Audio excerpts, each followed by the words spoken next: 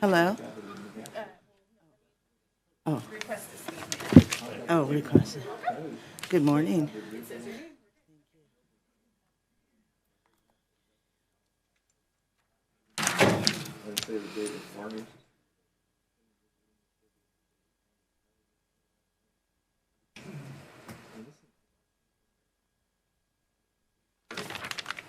And now it's back. It's just, I just, you really want me to UPS, did it?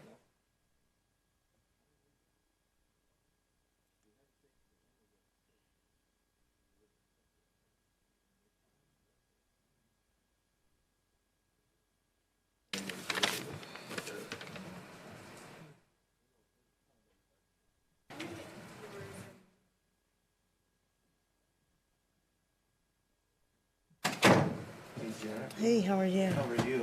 We placed you down there so you'd be farther away from. Talked to Bill.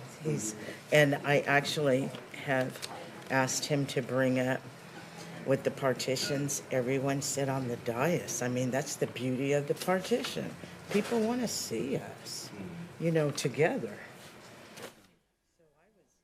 Yeah, I was really surprised when I came in. It's like, and when you're on the screen, virtually, you cannot see out here who's there. And I really wanted to see, um,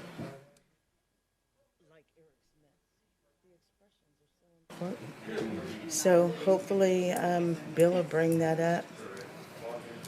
But that's my take. But everybody has to be comfortable. But, I mean, why get these? Well, I mean, why get them if we're not going to all sit up there? Do the choir. Okay, okay. I put them up.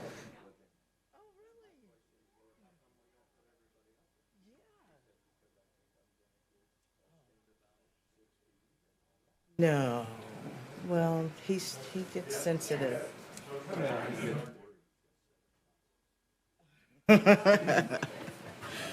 Yeah, but yeah. No, that's why I said just yeah. And I lived this one. And Like I someday. did on the bus Oh, wait a minute. Which bus? one. The small one. No, I'm talking. Okay, so back in the past, there was the bus that transported you to the court. Oh. That's the bus I'm talking about. Actually, that was very. See, nobody else has that experience. Touche. Boy, those days. Those. Oh. Hands to the race and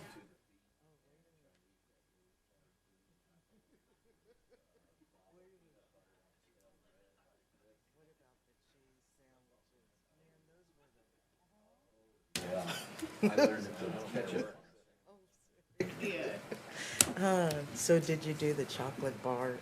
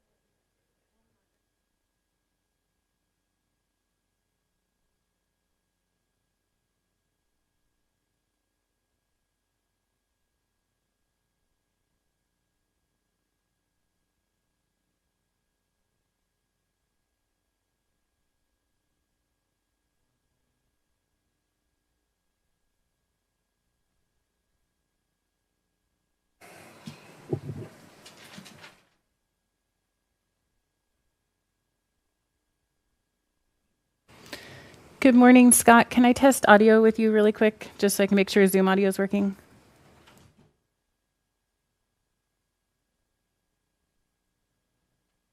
Scott, can you hear me?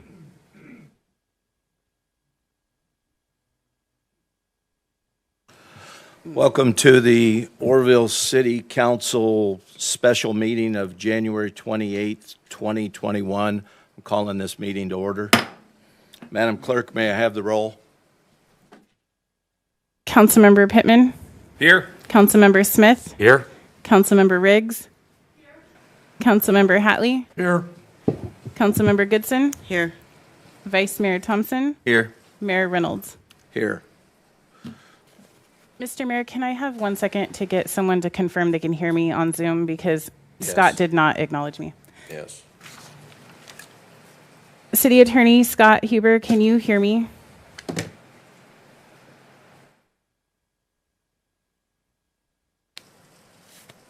Try.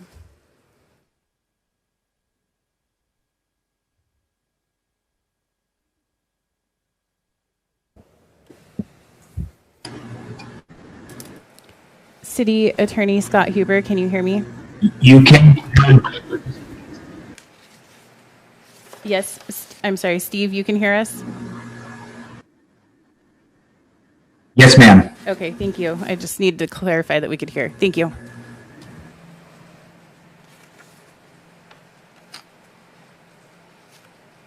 Oops.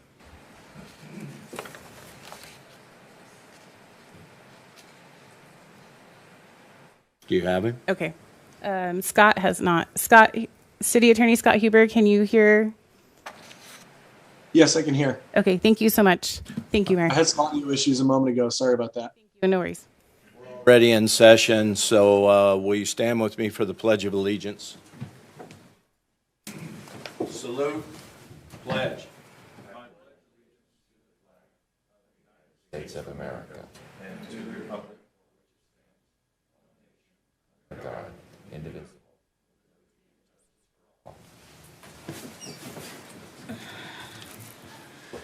Looking for a motion to adopt the agenda. I move that we adopt the agenda. I'll second that.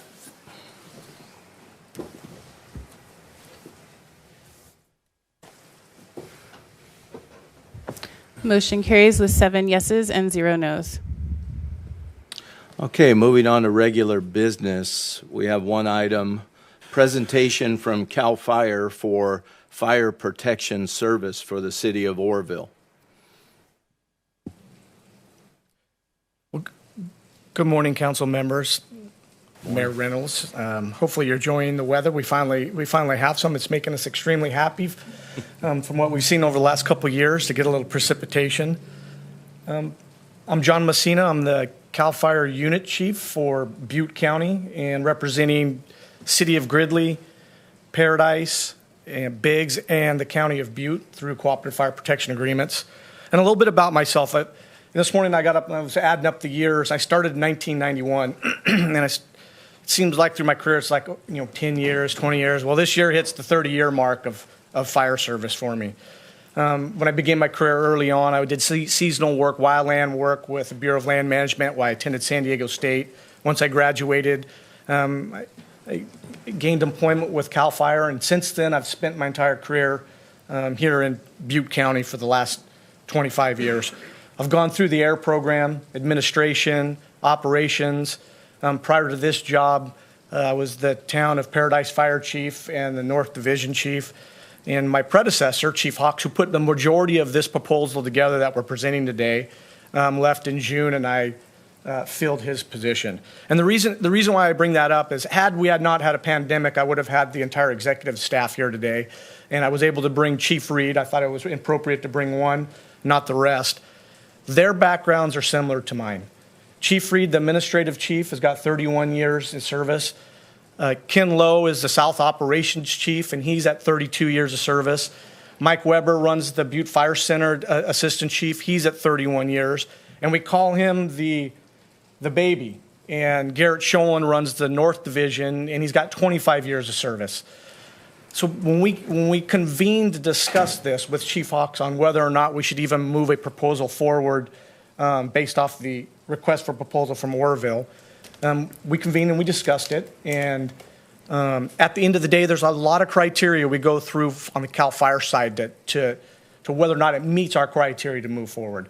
But the first thing we asked ourselves was, is it what's best for the community of Oroville, the citizens and the surrounding community? And that's what takes precedence over everything. And with all that 125 years of experience or whatever it is, every one of us said we could provide a higher level of service for the surrounding community through a cooperative agreement.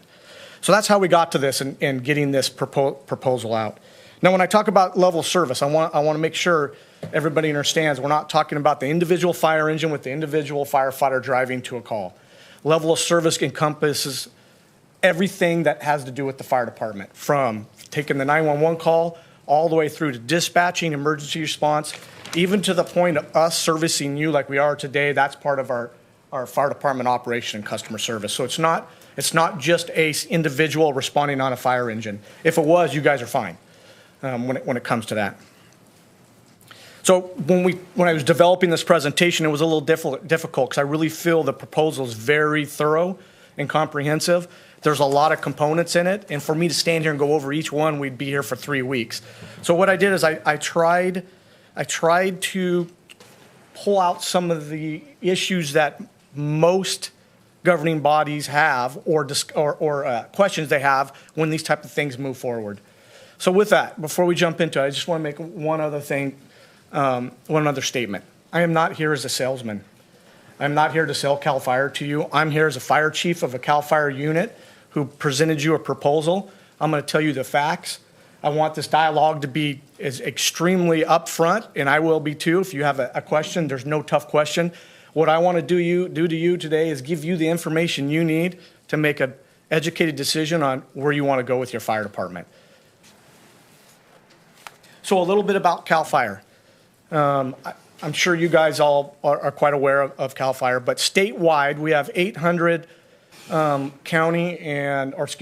government and state fire stations. We're the third largest fire department in the United States when we talk statewide. We staff 1,095 fire engines statewide. We have 53 aircraft. Matter of fact, the state of California has the largest aircraft fleet in the world when it comes to firefighting. 58 bulldozers. We have 6,100 full-time employees. Now, don't quote me on that, because as you guys know, as budget cycles go on, our staffing increases and fluctuates, and there's a lot of fluctuation going on the resource management side and the fuel reduction side. So those numbers are going to come up. And what we're here today is talk about cooperative fire protection agreements. We provide, through those agreements, services to 110 cities, districts, and counties. Largest being Riverside County, which is over 100 stations. Within Riverside County, there's multiple cities. Some of them are over 200,000 residents. So our model is capable, our fire protection model is capable of servicing municipal departments around the state. And also the 6 all-hazard incident management teams. You guys are no stranger to those incident management teams that we've had 6 incidents since 2017 that's required them in the county. Of those, just about everyone's impacted the Oroville City in some way, whether it's evacuees coming in or you actually evacuees yourself. So you're no stranger to those. When we get specific to Butte Unit and the cooperative fire protection that we have in Butte Unit, the best way to describe it is an integrated cooperative regional approach. We're all one fire department, regardless of funding source. At our peak, we have 332 career firefighters, 151 volunteers through the county. We staff 22 fire stations with a total of 29 fire engines. We have hand crews up in Magalia through the 3C program. We have a regional training facility out at Openshaw, certified instructors, and something that I'm proud of is our specialty teams between a regional hazmat team. It's a type 2 hazmat team, which is very little difference between a type 1 and a type 2 other than weapons of mass destruction, some capability to handle those. Our water rescue team this year was certified as an OES type 1 water rescue team. There's only 14 of those in the state. It's a very prestigious honor for the group of firefighters we've had to put the time and effort into providing, allowing us to be typed out that way. And then we have our rope rescue.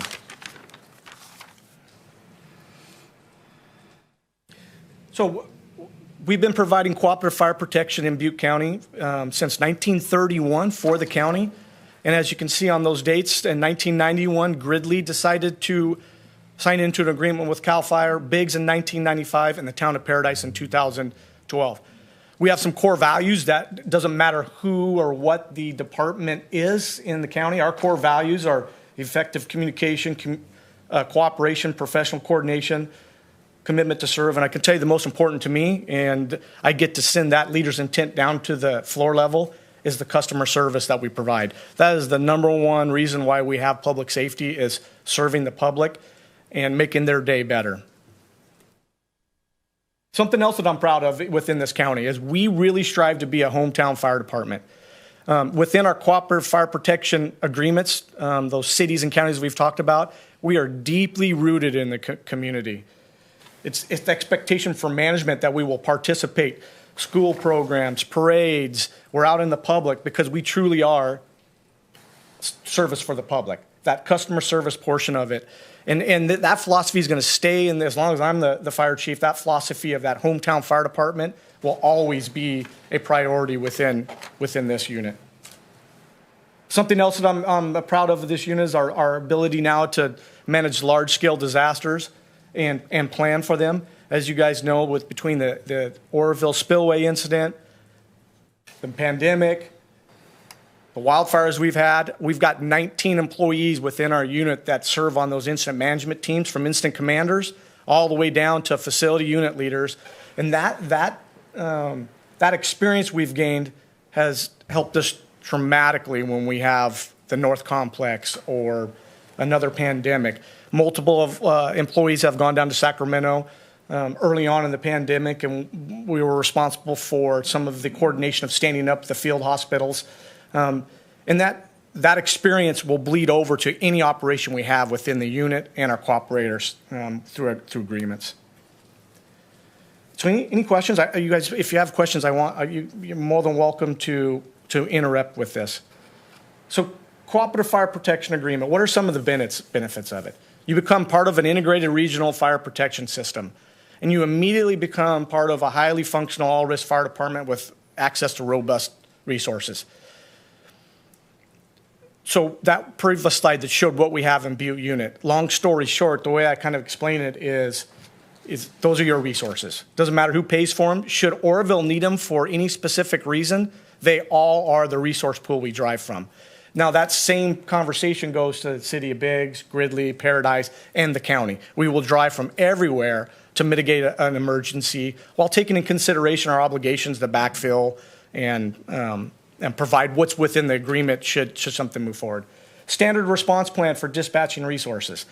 Anything that Oroville does, we will look at it and we will mold it with our standard response plan within the county, meaning depending on the type of emergency, they get a set number of resources. Right now, without an auto aid agreement, you have 2 fire engines in the city. Should Home Depot catch on fire, with no auto aid agreement, 2 fire engines go there. In the county, we're at 5 fire engines and a ladder truck for the first alarm, not to mention all the overhead personnel to assist it. So when I talk about standard response plan, it doesn't matter. That would become the new standard response plan. You would get those resources on that type of call. Regardless, we would draw them from outside the area to fill those positions. Closest resource concept. Now, I will tell you, we're already kind of practicing that with the auto aid agreements. The issue is it's reciprocal. And not only is it reciprocal, it's voluntary. There's no guarantee that our closest engines can provide service right now to Oroville in any given day. We have our own mission to handle. You have your own mission. Should a cooperative fire agreement occur, you become part of our mission, and we make sure that those closest resources are available for Oroville City. Providing enhanced response to large-scale and simultaneous incidents. And as we go through today, you'll see this is not a standards of cover, nor is it an assessment of your fire department performance levels. This is purely just me giving you the benefits of what we offer in this proposal. But I will tell you, one of the things that probably Oroville is lacking on the fire department side is the ability to respond to large-scale and simultaneous incidents. It's no fault of the firefighters, has nothing to do with their skill set, has to do with resource allocations. 2 fire engines get eat up extremely fast. You start to have call stacking, and that's just, Oroville City is a busy fire department, and 2 engines have a tough time staffing all the needs that are out there. And what it also does is a cooperative fire agreement also brings the department closer to the NFPA 1710 standards for emergency response. Now remember, those are guidelines, and very, very rarely do anybody in the county meet those guidelines, but it brings us much closer to those industry standards. Now, your industry standard, or excuse me, your city standard is outlined in your general plan, and it's to arrive at every instant within 5 minutes, 90% of the time. That's your one standard, matrix standards for the city. Currently, you don't meet that. There's some areas you do. A cooperative fire protection agreement would bring us very close to meeting that throughout the city. Now, remember, we did not, this isn't enough standards to cover, so take that with a grain of salt. Until there's some in-depth review, there may be portions of the city where that doesn't happen. So breaking down emergency response, it's and in your proposal, you probably saw where Chief Hawks wrote has to do with timing and weighted response, and this is exactly the same as that. The availability of resources and the capability makes your operational effective. And the availability is, do you have enough fire engines to go to all the calls? And that's just in a base, easy example to understand. And once you get there, what's the capability of everyone to handle that incident? Right now you have 2, 6 people, depending on the day, would show up. They would have to ask for help outside. If we're available, we'll provide it. We may not be available. And there's a delay in all that coming. So this next slide here is what I'm trying to articulate here is the green is city jurisdiction. That is, you're obligated to provide fire protection within the city. The red is county CAL FIRE jurisdiction. We're obligated there. With a cooperative fire protection agreement, and we could say that even though there's an auto agreement, legally we're only required to provide services in the red, you provide services in the green. Through a cooperative fire protection agreement, we drop the boundaries, and it doesn't matter what agency it is, they wear the CAL FIRE patch, they will provide service to the city. So if you look at the map on the right, that shows you the 5-minute response times. Actually, it's the 4-minute response times for all of the stations around the Oroville area that would potentially service the Oroville area. You can start to see the overlapping areas and how that level of service and layered response starts to increase. These benefits that I'm outlining right here only grow as the city grows. As the city moves to the east or west, you will see that the yellow up there in the corner in the Thermalito area, should the city annex and grow out that direction, it becomes even more beneficial to be part of this cooperative fire protection agreement where the city now can explore options with the county and cost sharing resources out over there to provide service for the citizens within the city limits. And I hope that makes sense. So some administrative benefits that we have. You no longer have an issue with retention within the city. You have potential isolation from pension liability. Workman's comps becomes our issue and no longer is it a city issue. And we have some options of consolidating resources with the county and cost saving between the county and the city in the future, where both entities would benefit from that cost savings and still provide an adequate level of service. So one of the big concerns is that current employees with Oroville Fire Department and what happens to them. And so when you transition to state service, this isn't anything new. It happens quite a bit within CAL FIRE. Every employee is blanketed into state service. They immediately are CAL FIRE employees at the day that the agreement goes into effect. There is some nuances with it, and then the level or rank that they come over is determined between your city HR and CAL FIRE and state human resources. They will sit down, they will pull job duties descriptions, classification, and pay, and what they do is they build a crosswalk. So you may have a fire captain with job duties of ABC, and as long as it meets the job duties of a CAL FIRE captain, they come across that level. Should there be a fire captain or an engineer or lieutenant whose job duty statement meets a lower rank, that's the rank that they would come over as. And I can tell you, very rarely, it's a little bit similar to law enforcement. Classification descriptions are fairly similar throughout the state when it comes to fire departments. A fire captain's a fire captain, an engineer is an engineer. So those groups will get together and they will determine what classification they come over. And pay scale. As long as they're within that pay scale, they'll either retain their current salary or get a raise. Nobody reduces in their pay scale. Training records. There may be times where I'll use the fire captain as an example, is lacking some training that CAL FIRE recognizes as the need to be a fire captain. They come over as a fire captain, we do a training needs assessment, and the employee may be required to go to additional training to meet the minimum training requirements of the state classification of a fire captain. That happens. They might have to go to a leadership class, a command and control class, something that we've deemed as appropriate for that classification. They're fully tenured and are permanent employees. None of them come over as seasonal. So a captain comes over and he's fully tenured as a captain with CAL FIRE immediately. And then typically what happens is between the current Oroville firefighters, labor organization, and the city, an MOU gets generated between, we're out of this is between city firefighters and the city administration on the deposition of some things regarding who's going to pay for the startup uniforms. Do we do some health care vesting for those that are coming over? What do we do with leave balances, excess leave balances? And that's an agreement between you and labor on how you address those. Some of those questions are hard to answer today because what needs to happen is a letter of intent goes out and then we can start spending time on addressing those issues. So again, currently the way the proposal is written, take away the vacancies. If you do fill all your vacancies, you have 18 personnel assigned to the fire department. Our proposal has a minimum of 18 personnel. Every single person in Oroville Fire Department right now would have a position within either Oroville Fire Department or within the unit. And the only way I say within the unit is if you have a classification of a current employee that doesn't meet the classification of CAL FIRE, and let's say they are dropped down. I don't see that happening, but I can't guarantee that.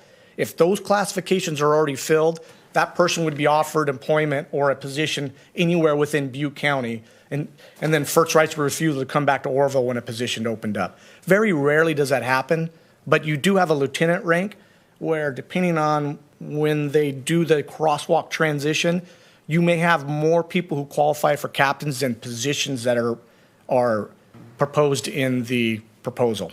Those by seniority would stay, and those that come over as a captain would be offered vacant positions within Butte County.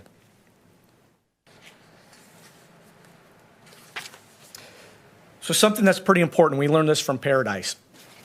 Integration of the two operations is, I can't express how important that is early on to make the transition extremely smooth. With that, there will be some employees from CAL FIRE and the current Oroville City Fire Department that will be on what we consider a training and development. We need to put CAL FIRE people into the city of Oroville, and we need to take some city Oroville firefighters initially and put them into other stations. We need to learn your way, and they need to learn our way. We consider it a training and development program, so we meet your needs, they meet our needs. So there will be initially a few employees. Believe it or not, if you have vacancies, some may say, hey, I'd like to go work in North Chico. We'll make that accommodation on a temporary assignment so we can train each other, if that makes sense. And then we would reposition them, and it just makes things a lot easier when we adjusting to culture, standard operating practices, and it's much more beneficial to the employees. As soon as the employees are blanketed in, they're immediately available to transfer anywhere within the state, or if they choose to any position. And like I said, you saw up there, we have a fairly robust system in the state that they now have the ability, should they want to go work in Southern California, they're available Monday morning to submit a transfer, go through that process and move to a location outside of Oroville or stay in Oroville. We will develop a unit transition team that composes of a couple chief officers, a few labor and administrative staff that will assist your staff and the firefighters at Oroville through the transition process. And should you choose to move forward with it, that group would be established almost immediately, and contacts for the next months would be established so we can answer questions and move the process forward. Department identity. City Council sets the level of service and direction. The identity of the Oroville Fire Department will be the Oroville Fire Department. We will ask to have a patch of the CAL FIRE patch on apparatus and facilities only to signify the agreement that we have. But the really big change you'll see is the employees working at Oroville will wear a CAL FIRE uniform. There's a highly likelihood that most of them will stay there. You'll see the same faces wearing a different uniform. That is the largest change you will see, as long as obviously the level of service that you guys will start to see as time goes on through the agreement. And again, what is important to us is that we provide a hometown fire department feel, especially for those that are in our cooperative fire protection agreement. And that's what the public expects. Agreement overview. So you should have gotten a last-minute amendment to address El Modelo Fire Protection District ceasing its operations. So I'll first go over the first one. This service model on the left, not the alternative, provides for 18 people total, 6 people on duty a day, firefighters on duty a day, 1 captain, an engineer, and a firefighter. On 2 of your fire engines, a battalion chief 24/7 for emergency response, command and control, and daily operation of the fire department. And then you have a duty chief, and that duty chief is shared between the executive staff that I introduced that isn't here today. That duty chief duties are shared amongst all of them, including the Oroville City division chief that's funded in the contract. If you look on the alternative side, you know, unfortunately with El Modelo ceasing operation just over a month ago, we were in a short time frame to try to address it. And so there's a lot of unknowns with El Modelo. It hasn't dissolved yet. You may know more than I do. So it hasn't dissolved yet. They've just ceased operation. But there is a significant impact to Oroville City Fire Department because of the loss of that engine company over there. There's a call volume now that the city's obligated to pick up. This proposal was to address that call volume, and I'll go further into it. So you'd go to 8 people a day, 3 apparatus responding, which would give that, if we go back a few slides, the availability portion that I was discussing, solve some of the availability portion of your resources. Service cost model. As you can see, the personnel costs are right around $4 million. Fire department operating costs, and I'm not sure why that's out of format, and that is just the direct expenses of facilities, fuel, equipment, that type of expenses are in that operating cost. There wasn't in the request for proposal for the option for a fire marshal, and there's the fire marshal cost plus a small amount of operating expense for the fire marshal. The alternative service model, as you can see, is quite a bit more expensive. That adds 2 more on a day and solves the El Modelo problem. But I don't have too much sticker shock, because I do have a little bit of input to put on that as we move on. Something that's important about this, these rates are established as of right now. Should you put pen to paper right now, that's what it's going to cost you to do it. As you all know, rates change. Rates change, they go down, they go up. Next year, city administration is going to be paying more for health benefits, retirement for your employees. The same implications happen to state employees. So there is a fluctuation of cost when it comes to personnel. There also may be some one-time costs associated with transition. And what I mean by that is that transition team we develop will assess personal protective equipment. They'll take just a look at the apparatus and make sure there's no repairs that are needed to it. We operate automatic vehicle locators, and there's a small fee with that helps us dispatch better. There are some small fees. I don't see anything significant, but there sometimes are some small fees bringing it up as a contract comes over. So not to exceed agreement. This is something that's important. This is how we bill. We budgeted at top step. And there's an example right there of an employee salary range. And that's just in general. I just said employee. We will budget at the top step, but the actual employee may be at the bottom step. We will only bill at the bottom step. So for this employee, just hypothetically say that's his salary range, we will budget for that $5,580, but we can see that it's almost $1,000 less a month. There would be a savings in that budget of $12,000 for that year, and you retain that savings. We only bill what we actually did, and it will not exceed the current contract.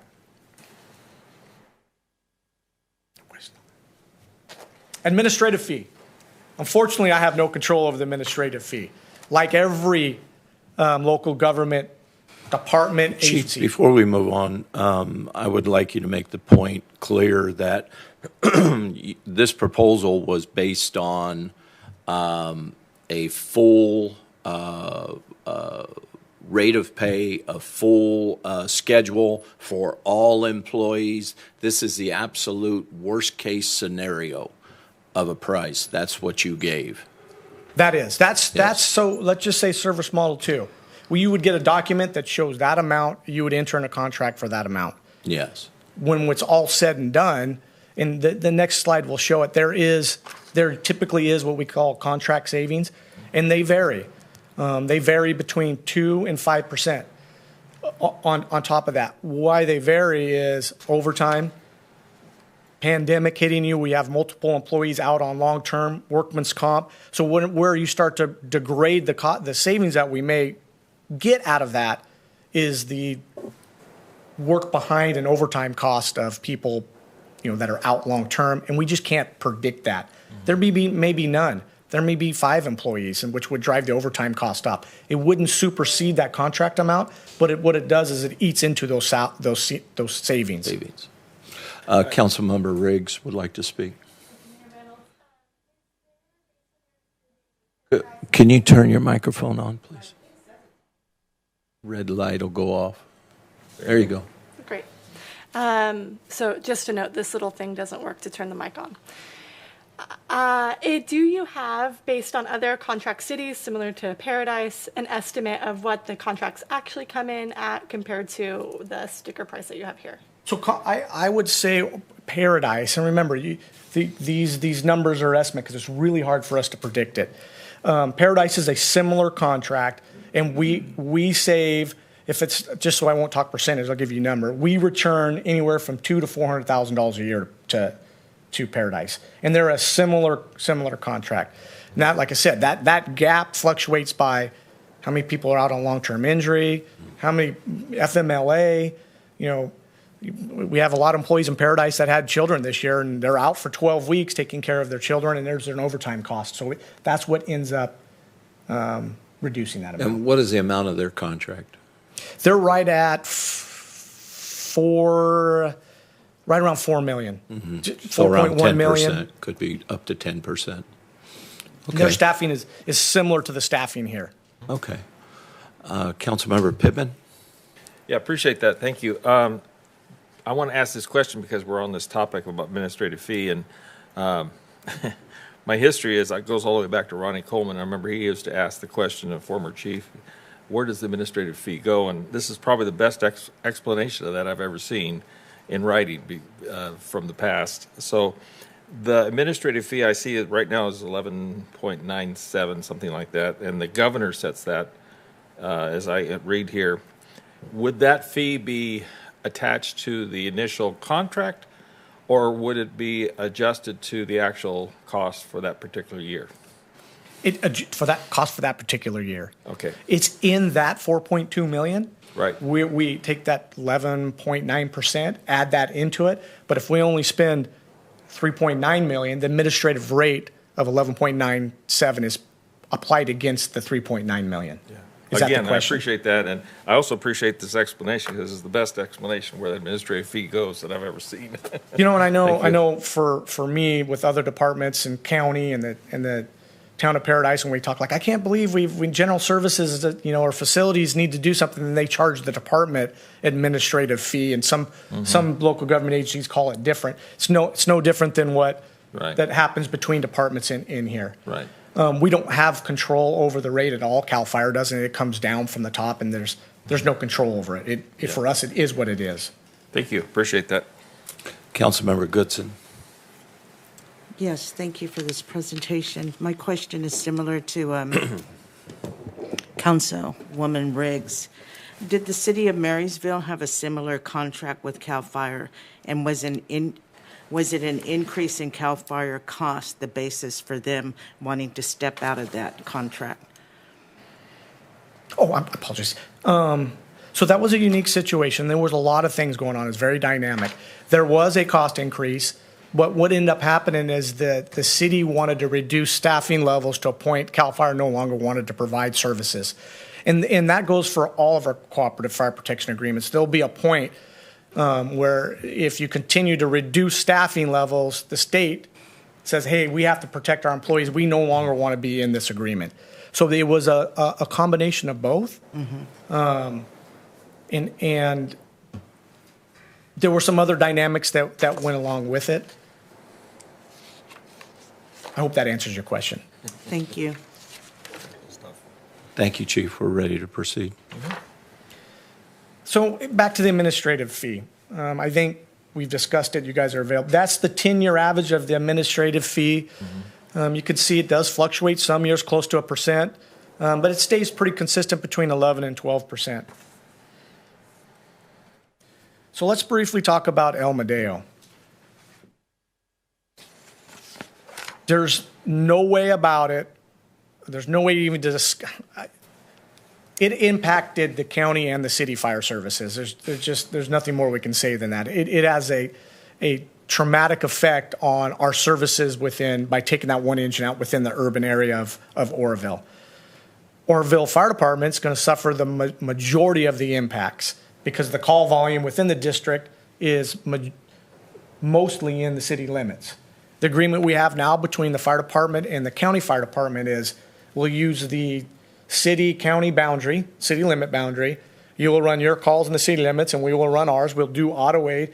And believe it or not, through auto aid, the city's got to go a little bit further in the county jurisdiction. That's what we're doing currently to pick up the call volume that was transferred to both agencies. But Oroville City definitely is taking on the majority of the burden of it. So the dissolution of the district is going to impact Oroville City more than it is the county, regardless of what you do with it. If the district dissolves and just goes away and we just go back to a city limit boundary, Oroville City will be impacted by the calls for service within that district.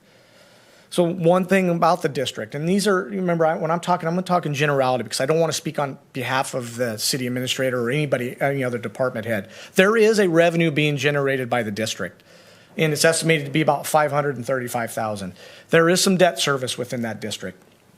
Now I'm jumping ahead of myself a little bit, but there is an opportunity, I believe, to retain that the district funding and still provide the same level of service that the district residents were getting. But at the end of the day, it's going to cost money on somebody to do it because the district doesn't generate enough revenue to stand on its own. The good thing is when we get back to the proposal, there is opportunity to cost share with the county, but regardless, there'll be an operational and fiscal impact, and I'll explain that. So remember, the district closed December 25th. It definitely impacted this proposal. We wouldn't even be talking about it if the district was still functioning. This impacted our proposal. We did have some concern on whether or not we could provide the service you wanted with the increased call volume and without additional resources. This is a solution that our department came up with, and I'm just going to briefly talk about it, and Mr. Lagrone can interrupt and say you're outstepping your bounds. But in order to keep the revenue of the district, we need to provide an equal level of service. And the only way we can do that, in my opinion, is to have a fire engine sitting at Station 3. To operate out of Station 1, I believe you're not providing the same level of service because of the response times. Mm-hmm.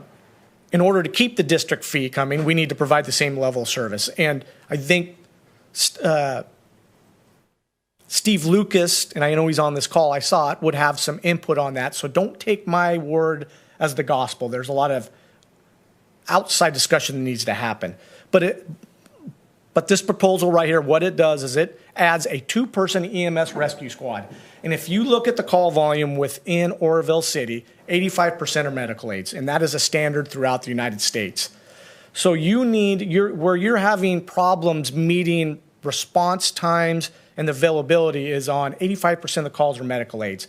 A medical aid doesn't need a 3-person Type 1 engine company every time. A fire does, a car wreck does, a commercial structure fire does. A 2-person squad can offset that 85% of those call volumes, and it does it a little more economically than paying for a full fire engine. You could put a full fire engine at El Medeo, retain the district. It'd be an Oroville City fire engine. It would be green, wear the patch, and you could assume the district. And not familiar on exactly how that works, and I don't want to speak on behalf of your city administrator.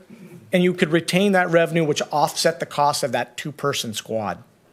That Type 1 fire engine at El Medeo Station 3, if we were in an agreement and we were all sharing the same patch, we would explore options of splitting the remaining cost of that engine with the county. And that engine then would become a regional response engine. It'd service the city, it'd service portions of the county, but it would reduce the cost of providing those services. Should you choose, hey, we're just staying out of Oroville Station 1 and it's too expensive, you're going to be responding to those calls regardless, and those costs are going to be, you're going to bear the response of the cost of responding about 1,500 times to the district. Chief, I'd like to make the point that that area, the El Medeo district, is predominantly poverty-stricken. So the medical response is crucial to this district and its residents, because this might be the only medical attention that they get for the issues that they're suffering with. A lot of people call 911 when they have a problem. They don't have the means or the option to go to the hospital. So the engine and the staff in that station are crucial. And I appreciate you creating an avenue to make that happen. And I'll explain it just a little more because I want to make sure.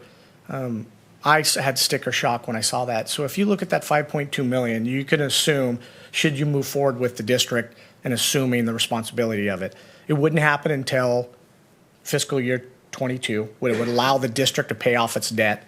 So if the city assumed it and retained that revenue of let's just say $535,000, you could take that off the $5.2 million. Then we would reach out to the county and say, are you willing to share some staffing? And if they were to add 2 people into that 3-person engine company, you could reduce that cost by another $400,000. So the cost of that Type 6 squad, the cost of that EMS rescue squad almost goes away, and it improves the level of service for the surrounding area. Though this is a concept, if that makes sense. Yes, sir. Thank you. Councilmember Pittman wishes to speak. Yeah. Chief, I appreciate the suggestion. I might ask, and I think it's a great suggestion in terms of service provision for that particular area. Does your agency have any experiences with that type of vehicle in the EMS delivery of service? So we are not doing it. We've explored it. We are not doing it currently in this unit. Other units are doing it, and they're having great success with it. We're doing it on a temporary basis. When we get a drawdown, our employees get on, and there's an example of the EMS squad. In this case, this one's got water and a pump on it. Okay. I didn't want to call it a Type 6 engine because it confuses people with, it's just another fire engine. So this one is a multi-tasked engine.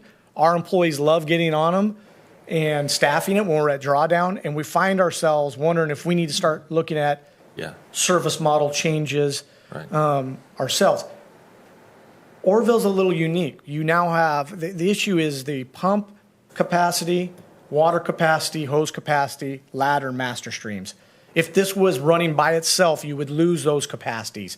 It's best served joining up with another apparatus and taking the call volume off of that apparatus to those less technical calls, if that, and frees up your truck and your Type 1 fire engine to go to the more technical calls that require more people, more equipment.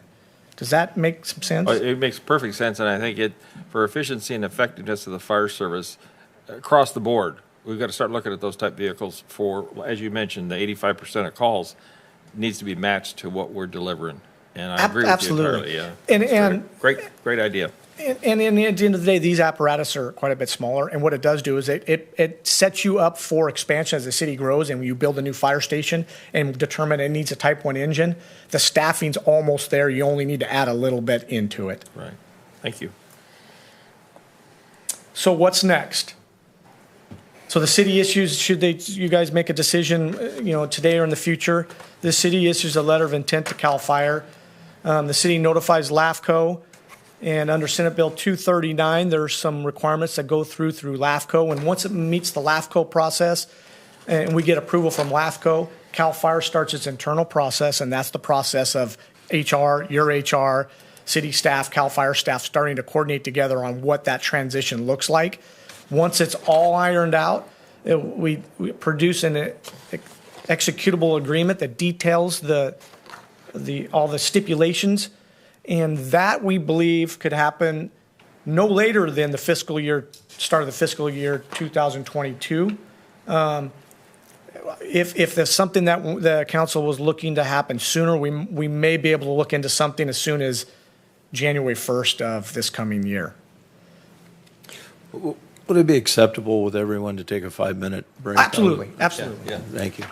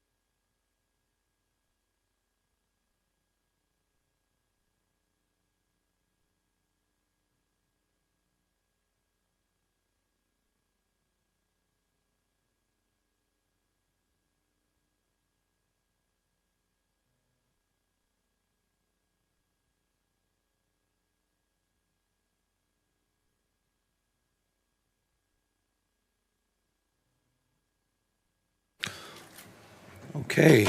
Excuse me. Appreciate the break. We're ready to proceed. And I'm winding down with my presentation. So I put this slide in there. I called it Facts and Fictions. And I think it's important to go over a few things because I know this can be a controversial issue amongst the public, maybe some government officials. And there's a lot of misinformation sometimes that gets put out there to push a specific direction. So, I'd like to, after I do this, and if you guys have questions on what you may have heard, and we can answer those and clarify them. So the first one is CAL FIRE has its own equipment replacement cycle, only on the state side.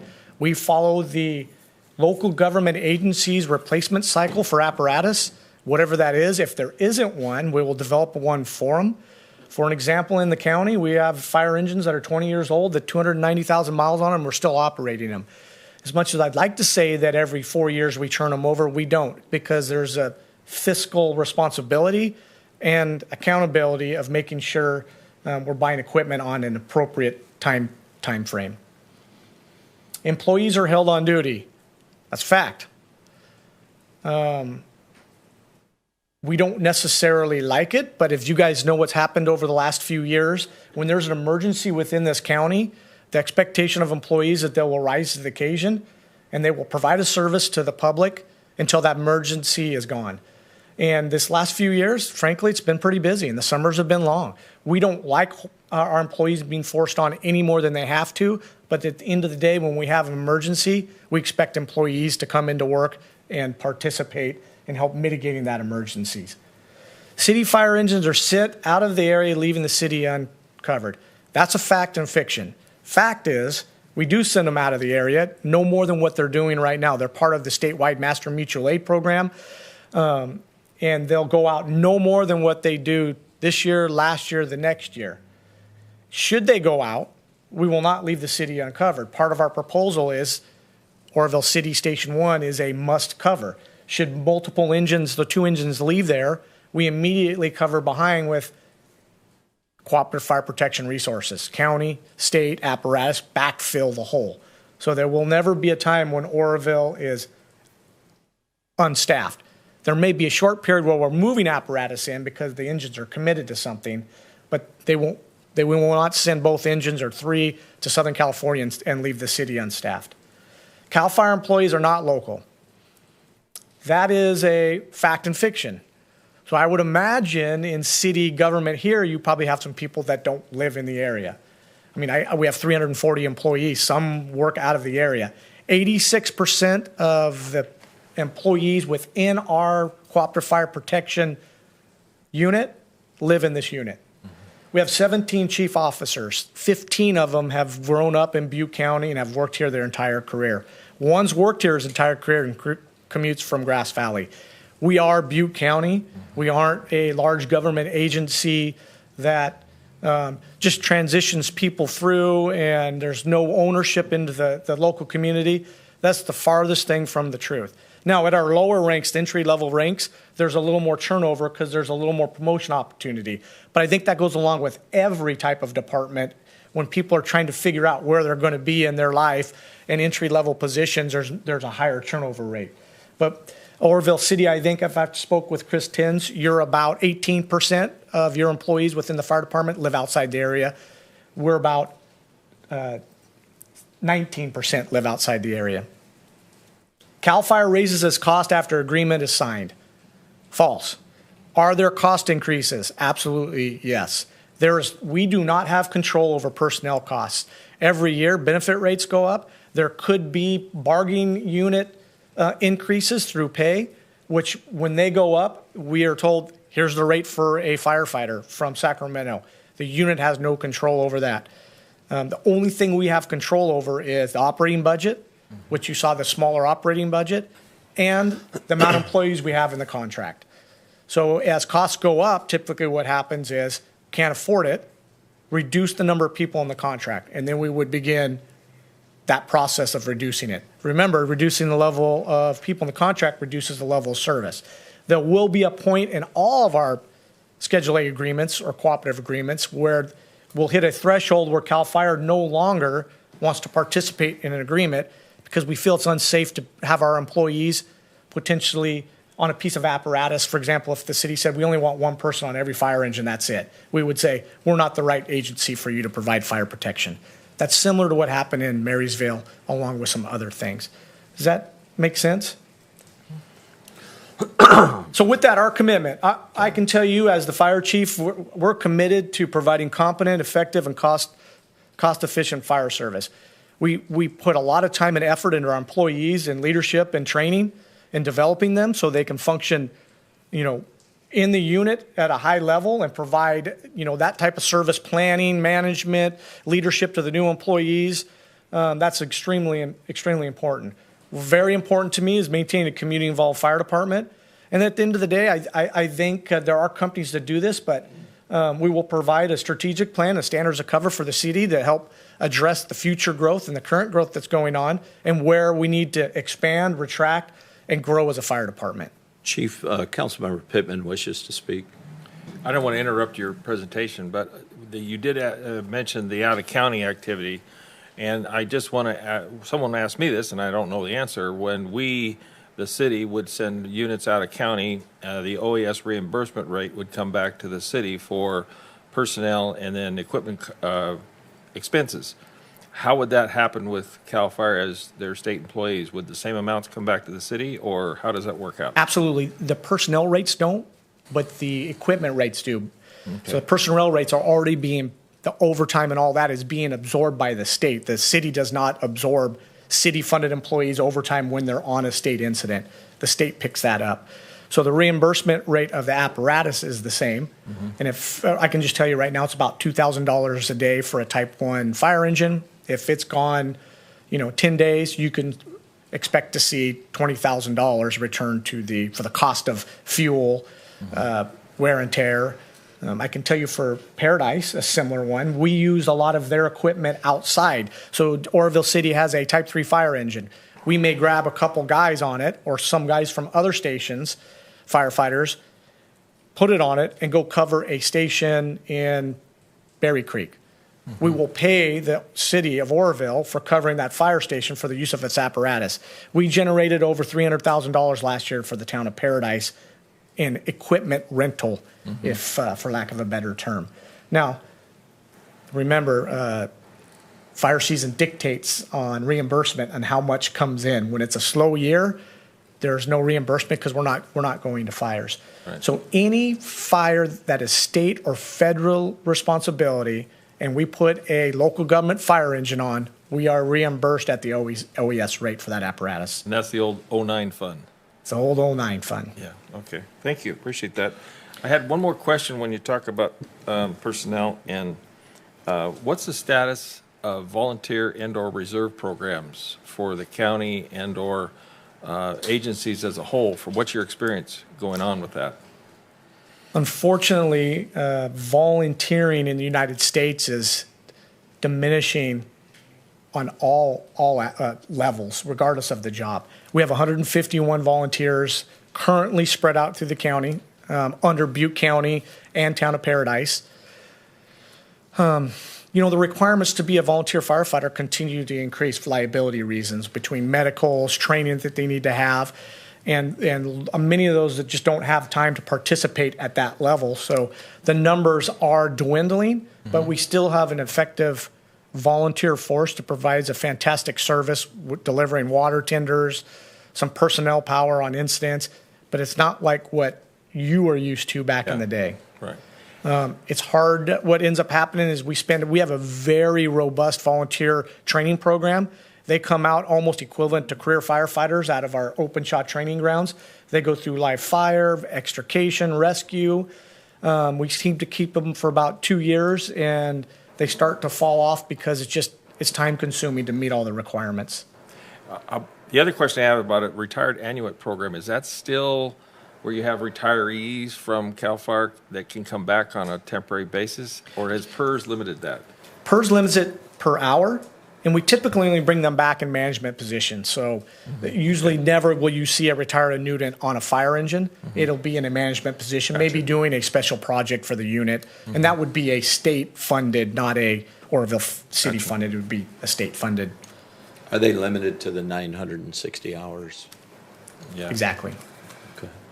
Chief Messina, if I could just ask one question Yes. on the volunteer, to circle back on that. If we were to enter into this contract hypothetically, is that something we could expect to see in the Oroville Fire Department as well as the El Medeo Firehouse? That we would have a volunteer program in those and make our citizens could be participating in that? Absolutely, and we would incorporate them into our total volunteer program, and they would still be Oroville City volunteers operating from their home, and they would cover the jurisdiction of Oroville City. But what we do too is we treat that a little bit like cooperative fire. Is companies can respond to Kelly Ridge. So the Kelly Ridge, we call them Company 74, or excuse me, 64. A lot of times on structure fires, we'll ask for 2 volunteer companies for reinforcement. We'll do that the same where Oroville Volunteer Company 1 would go out to the county area on a structure fire to assist, and vice versa. So we drop those boundaries with our volunteers just like we do with our career staff. It really is a force multiplier, and it makes sense. But yes, we will develop that volunteer program as long as there's interest and provide that. There's obviously a cost associated with that, and that's personal protective gear, training. The good thing is a lot of that gets absorbed by our current program. Maybe not the equipment, but the training portion of it. We already have a group of cadre that trains our volunteers. They would fall right into that. Thank you, Chief. Councilmember Smith wishes to speak. Appreciate the presentation. Informative. Can you turn your microphone on, please? You're on. I appreciate the presentation. It's been very informative and I think very thorough up to this point. Just listening to the constituents and some of the concerns being raised, probably the 2 largest is culture and history, within the department, which I'm sure you're, probably know it better than I do, being that you're a local person. But the ability of the fire chief or the now person to now become a CAL FIRE employee, and so maintaining, and you kind of spoke to this already, but I just maybe just hear a little bit more on it, and just being aware of, which you probably are, the concern within the community, that culture, the small town feel, and all of those dynamics. And then, it's all usually about staffing and that person, the person, the chief, the head sets the tone.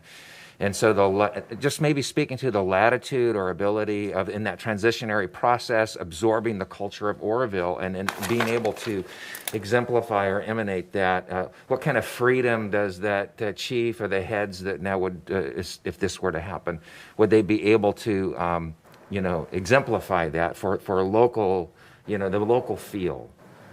That's kind of a hard one to quantify. No, it's a good question. So 1856 is when the fire company was formed, and we recognize that's a long tradition. It was the second one in California, and there's no intention to ever erasing history. And the good thing is you can't really erase it. So history is just that. It'll never go away. This is just should you move forward, a chapter in the fire department history.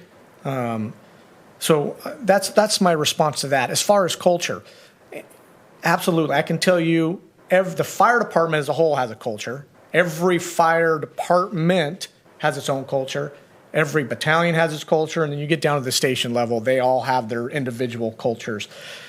Gridley Fire Department, those guys are CAL FIRE, they have their own culture. And it's from what they do on Christmas Day, how they train, how they operate during the day. That opportunity would still be the same. Mm-hmm. But people need to understand, too, is there is a CAL FIRE culture that would be integrated into that. So there would be a change to a certain extent of culture, because that's just how it happens. It'd be no different than Butte County Public Works taking over Oroville City Public Works or providing that services. There would be a culture shift to a certain extent. To what level it is, that depends on the people at the station level, and the direct supervision of the division chief pretty much sets that tone for the station. Thank you. Does that answer your question? It does. That's very helpful. I appreciate that. And that's refreshing to think that the local, that opportunity to set the culture, it's just not all about some state mandated CAL FIRE. This is what, cookie cutter scenario, and that's helpful. The other piece is a little bit more technical. Just looking at, I have known nothing about fires other than I put water on and it usually goes out, thank God. But that being said, I've always been a little concerned about, we have three, basically a 5-mile circumference. We have three, El Medeo, Oroville, Cal Fire, and just so now if it all goes under one roof, command structure, one voice calling out the calls, it seems logical to me that would help streamline service. It would be an enhancement overall, just from a logical standpoint. So maybe, what do you see as an enhancement to overall response time to the average citizen? I'm on the street, I have an incident. Is there seconds? Is it minutes? Overall, because that structure has changed, and so right down to the knit and grit. I'm, help! I've fallen and I can't get up, and I need someone. What do you see in that respect as to actual response times, and then to another longer-term issue. With the urban wildland interface. Oroville, we have quite a bit of that here, and that I think is to everyone's concern. If this were to happen, would there be more of a proactive program or thoughts going forward to help? I think about insurance rates, cover. There's a lot of stuff going on here with fire service in our state, and a lot of challenges. But does CAL FIRE have a program where that's addressed, or more mitigation type efforts go on to help, harden the city? Because that's a personal concern that, when we look at what happened with Paradise and other communities, Redwood or up to the North Santa Rosa area, for an example, where you have these interfaces between wildland areas and then, of course, urban. And so just, kind of moving forward, what kinds of programs or thoughts would be given to that, and how would that be beneficial, this opportunity that you're presenting today, beneficial to addressing those concerns? So there's a few questions. I'll try to get them. So absolutely, there's something what's called the command principles. Anybody that's been in the fire service or law enforcement or the military knows what the command principles are. One of them is unity of command. You answer to one person, because when you answer to one person, there's not more than one direction given out. Then there's a span of control and that type of stuff that makes things more efficient. So when we talk about the command structure, we do things one way the entire county. And I don't mean that when we talk about culture. I'm talking about how we pull hose, how we pump water, how we fight a fire, whether it's wildland, structure fire. And what it does is it creates uniformity where people know exactly what to do. When you have multiple departments working together, you can only train so much, but if they aren't the same department, I don't really do it that way. And as you can see, we still get through it, but it's not as smooth, and we're definitely not as effective. Plus, now with Oroville, you have access to a robust system of experienced chief. We have 17 chief officers that could help assist the chief officers in Oroville with their experience, command and control. So yeah, I would say for your command on incidents, makes things extremely streamlined, and the outcomes are much more successful. Response times. Let's go back to dispatching. Right now, when Oroville they dispatch a medical aid, when their engines are committed and they want one of our engines to help, PD takes the call, has to transfer the call to Oroville. Oroville has to dispatch it. So if it's a structure fire and they say, hey, I want 5 more engines, PD, they have to continue to transfer the call. In the case of us dispatching, the transfer call gets only once, the first initial one. Every subsequent ask for resource goes directly to the dispatch center, and we direct dispatch them, which can save minutes. And I'll give you an example. When I talked about automated vehicle locators, it's a transponder that sends your location, and our computer system picks it up and sends the closest resource to them. Nothing new, old technology, but now with the El Medeo issue, we're finding that the transfer time of the 911 call or additional resource call takes longer than it does for us just to direct dispatch our own. Seems Oroville should be closer, but they're not, because the delay in transferring the calls is longer than what it would be for those guys to drive, because of our system picks it up and says, geographically they're closer, but because of all the delays through processing calls and reaching out to the appropriate resource, you could just send them and they'll beat them. So it would improve response times. And like I said, when the city gets committed, every engine is committed or apparatus, we backfill the city and provide coverage through the city that way versus mutual aid requests where I'll be honest with you, the city gets committed, we're not obligated to cover Station 1. If there's an incident, the engine may come through mutual aid from Richvale or Kelly Ridge, where we'll be proactive and place apparatus strategically in the city after an incident goes out. So CAL FIRE programs. City Council sets the level of service for prevention. So if the direction is, and we have the capacity to do it as the fire department, you want to implement a program like that, our personnel will develop it. There may or may not be a cost associated with it, and we'll implement it. But I will tell you, we do have the expertise when we talk about economies of scale and combining resources. We have foresters, we have vegetation management personnel, where we can lean on them to help us provide assistance in developing some of these programs. We're very, very tightly knit with the Fire Safe Councils right now. And the Fire Safe Council is doing a lot of the legwork when it comes to home hardening, fuel reduction. And that would be very easy for us to bring right into the fold with Oroville City and have them wrap their arms around that. And I will tell you, you did recognize the eastern portion of the city. It isn't like Chico City. Chico's a little more urbanized. The Oroville City is spread out. There's a significant wildland threat on the eastern side and, frankly, on the southern side. And, you know, what we have saw over the years is what didn't used to happen, fire carrying through towns and cities at will. You know, I don't know, and I'm not standing up here to do fear factor, but it is in an urban area like San Francisco where the wildland threat is diminished. You do have a significant wildland threat within portions of the city. Hope that answered your question. Thank you. I appreciate that. Councilmember Riggs. Thank you. I have a few questions. The first, I want to make sure that I have this right. In your presentation earlier, you talked about our staff being guaranteed employment with CAL FIRE, but there is the opportunity or there is the possibility that they'd be relocated. And I believe that you said that would be restrained to Butte County unless they sought opportunity elsewhere.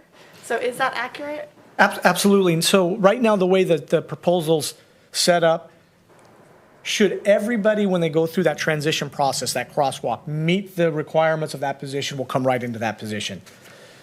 They would stay in that position in Oroville City. Like I said, we would do a training and development where we may say, Fire Captain A, go spend some time over at this station. You'll come back after a while, learn how we're doing it, so we can put a Fire Captain B in Oroville to learn how Oroville's doing it. So there will be some of that, and don't confuse that. Doesn't mean they lose their position. I just wanted to be upfront. If there was a rare occasion where an employee didn't fit into a position for whatever reason, they would be offered a position within a neighboring station. And then once that position opened back up in the city of Oroville, they would have first rights of refusal to go back. I don't see that happening.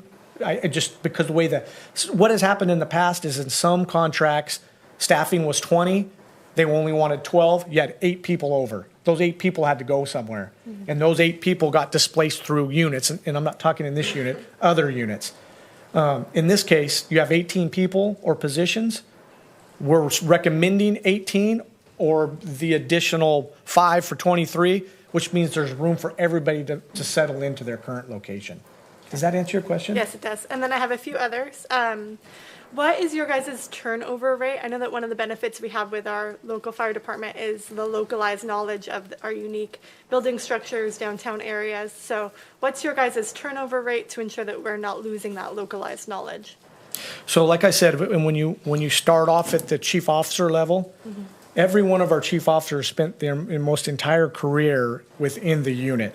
And you get down to the captain level, and I know we have captains that spend 5, 7, 10, 15 years at one station. Engineers, it gets a little bit lower, and at the lowest level, the firefighter, there's promotion opportunity because we have more positions. Mm-hmm. So they spend 3, 4 years as a firefighter, and like, hey, I'm ready to promote.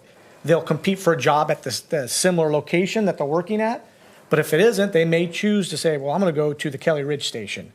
And then a new employee comes in. So there is some turnover. I don't think it's any more than what you're seeing on a percentage right now.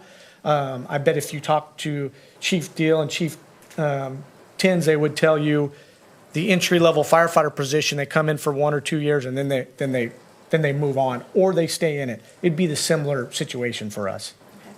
Thank you. And then one last question. On page 24 of your proposal, it talks about CAL FIRE enters into grant pools, applying for grants. So I was just wondering, on behalf of the city, I was just wondering what the success rate is on those, and what kind of funding we could expect or hope for under those grant opportunities. That's a fantastic question. And I think I'll speak on behalf of everyone that puts in for grants. They're a double-edged sword because they're very time-consuming to manage.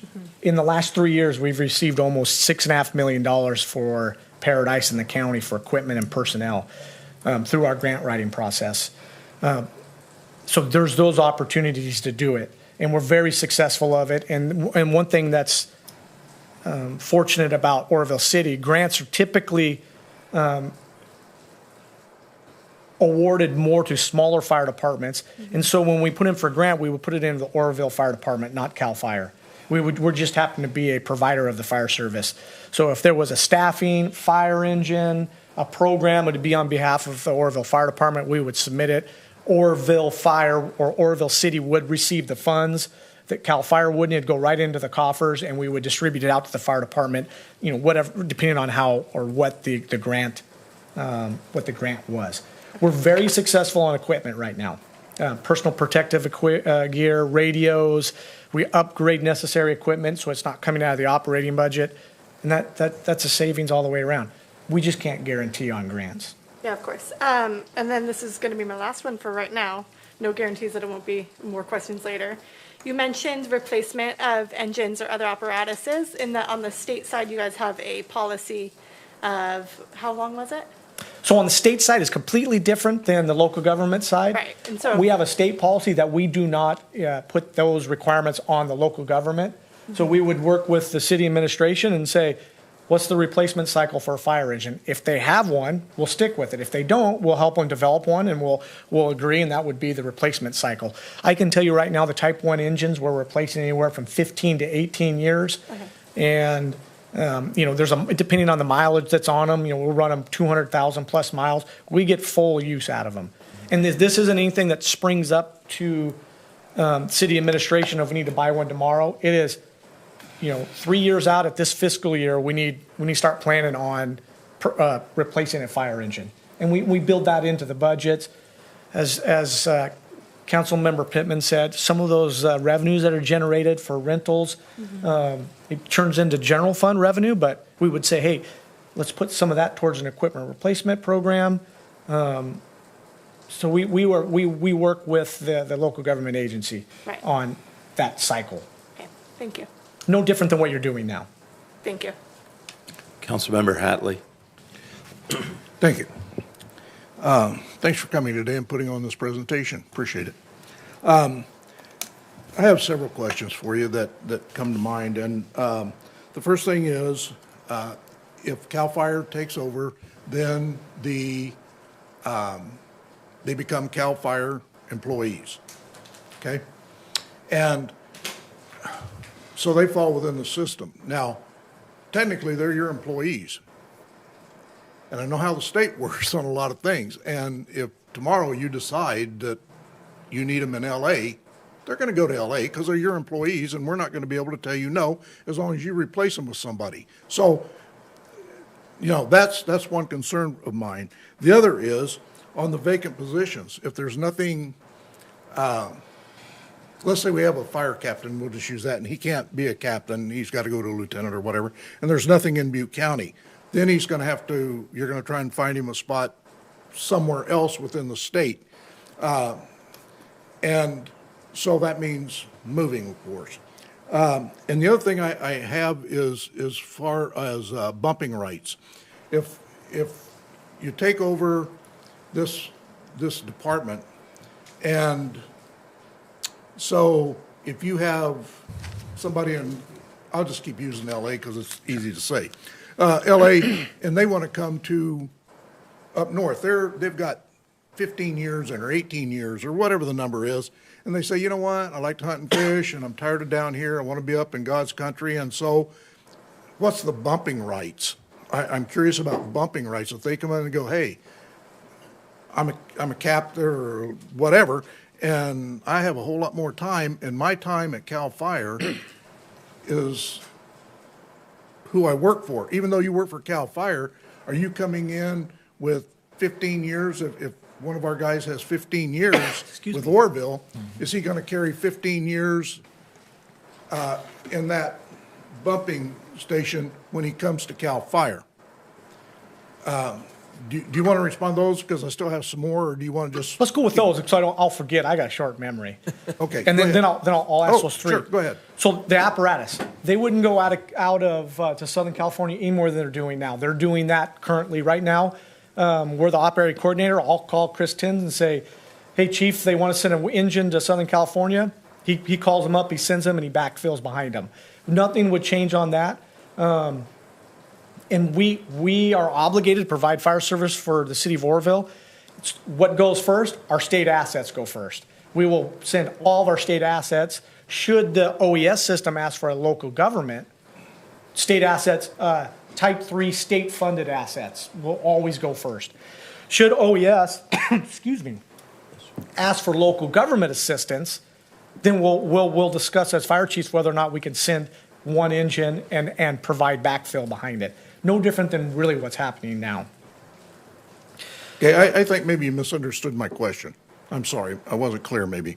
I'm talking about the employees. I'm not talking about the engines or anything else. I'm talking about employees.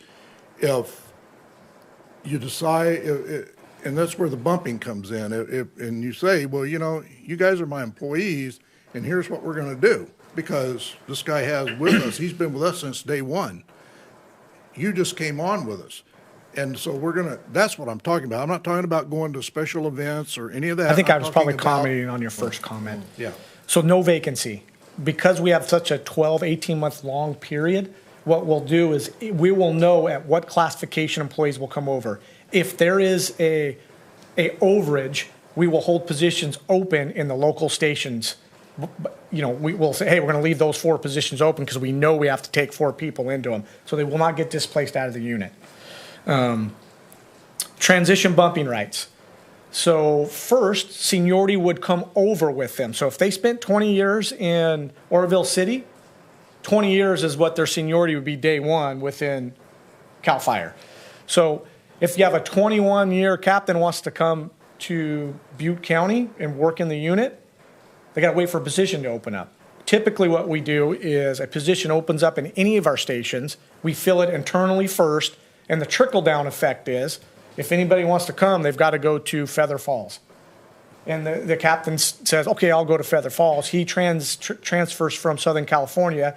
Most likely will end up in a remote station. He'll spend 5-6 years in the unit, and the more desirable locations, he has to wait his turn and learn the system before he enters it. Does that answer your question? Mm-hmm. And one thing with that, do you do like some other state agencies do, and I'm talking law enforcement now, but where when they come in, they do a testing. If you're going to test for captain or you're going to test for, do you do under they call them reachable. They come in tiers. And wherever you fall into that testing procedure, if you get a 70, you'd be in tier 4, say. So is that the way you guys do that too? Are you talking for new hire, promotional hires? Promotional and new hire type of thing. Is that the way you do it? Yeah, there's a testing process and a score is established. Mm-hmm. And then, you know, our hiring procedures are fairly complicated. Depending on the rank, there's a different hiring procedure for each rank. For specifically captain, luckily, after a eligibility list is established, we have a little more control over who we hire locally. Mm-hmm. And we establish an internal list either through resume reviews, qualification assessments, or interviews. We'll establish an internal list off a statewide list of who we can hire in the unit. Typically, those that work in this unit currently score much better than those that are trying to promote into this unit because of how we proceed with our selection process.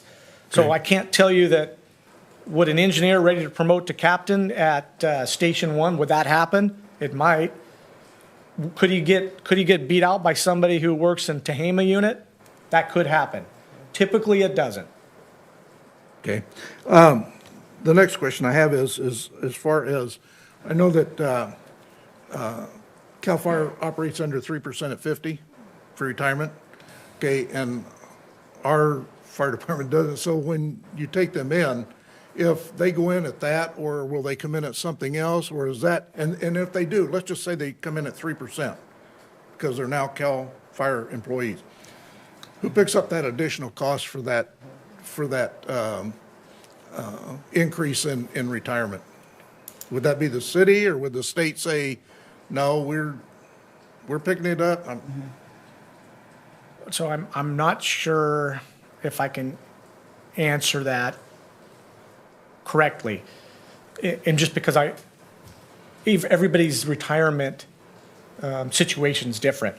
CAL FIRE's Cal PERS. I'm assuming Oroville City's Cal PERS. They would come over at their current rate that they were in now. So if they are 2.75 at 57, that's exactly what they come over. The 3.3% at 50 is gone. You had to have been grandfathered in. So anybody new employee they'll transition over at their current rate that they are right now. And I think that's has nothing to do with CAL FIRE Oroville. That's just a Cal PERS system. Right. There's no change in it. As soon as they transfer over, the state's responsible for the pension liabilities. It's no longer the responsibility of Oroville. Okay. Now, that's fine. Thank you. I hope that answered your question. Yeah, you did. The last thing that I have for you is this. You were talking about the other engine, or whatever you're calling it, that would be at El Medeo. It looks like a one-ton truck to me, but anyway, we get a lot of calls to rest homes and assisted living and that kind of thing, and they need, what they want is the manpower to pick a patient up, put them back in a bed. And we get a lot of those calls. And so is that, I kind of took from what you said in your presentation, that's kind of what that would be, more of that kind of a unit response, rather than, right now our engines are rolling out and sometimes the truck has to go. I mean, it just, depending on how. Very many are on. inefficient. So if that's true, then did you just diminish your response time from El Medeo? If that is out here picking somebody up off the floor, and compared to what we have now. So that was just a question for you. And those are fantastic points. My proposal would be to move one of your Type 1 fire engines would go to El Medeo. The smaller response apparatus would coincide with at Station 1 with the other engine. That's where the workload's out, to take that burden off. You're right. There are a lot of people that abuse the 911 system. Something that we do offer is EMD, which is emergency medical dispatching, where we can prioritize the call type and send the appropriate resource for that call type. And something we can add on to that is when we prioritize those, we can get to the point where we're not going to go to those calls because they're not emergencies. And we do that through a screening process in the dispatch center that our dispatchers are trained to do, through a nationally recognized process of screening the caller, what it is, and you'll get to a point where it says, that is a non-life-threatening, non-emergency, we're not going to that. Chico City has gone to that to reduce their call volume, and you guys would set that level. There are classifications. So, for example, I tore my fingernail off. Should that get a Code 3 fire engine to it? Mom probably thinks so.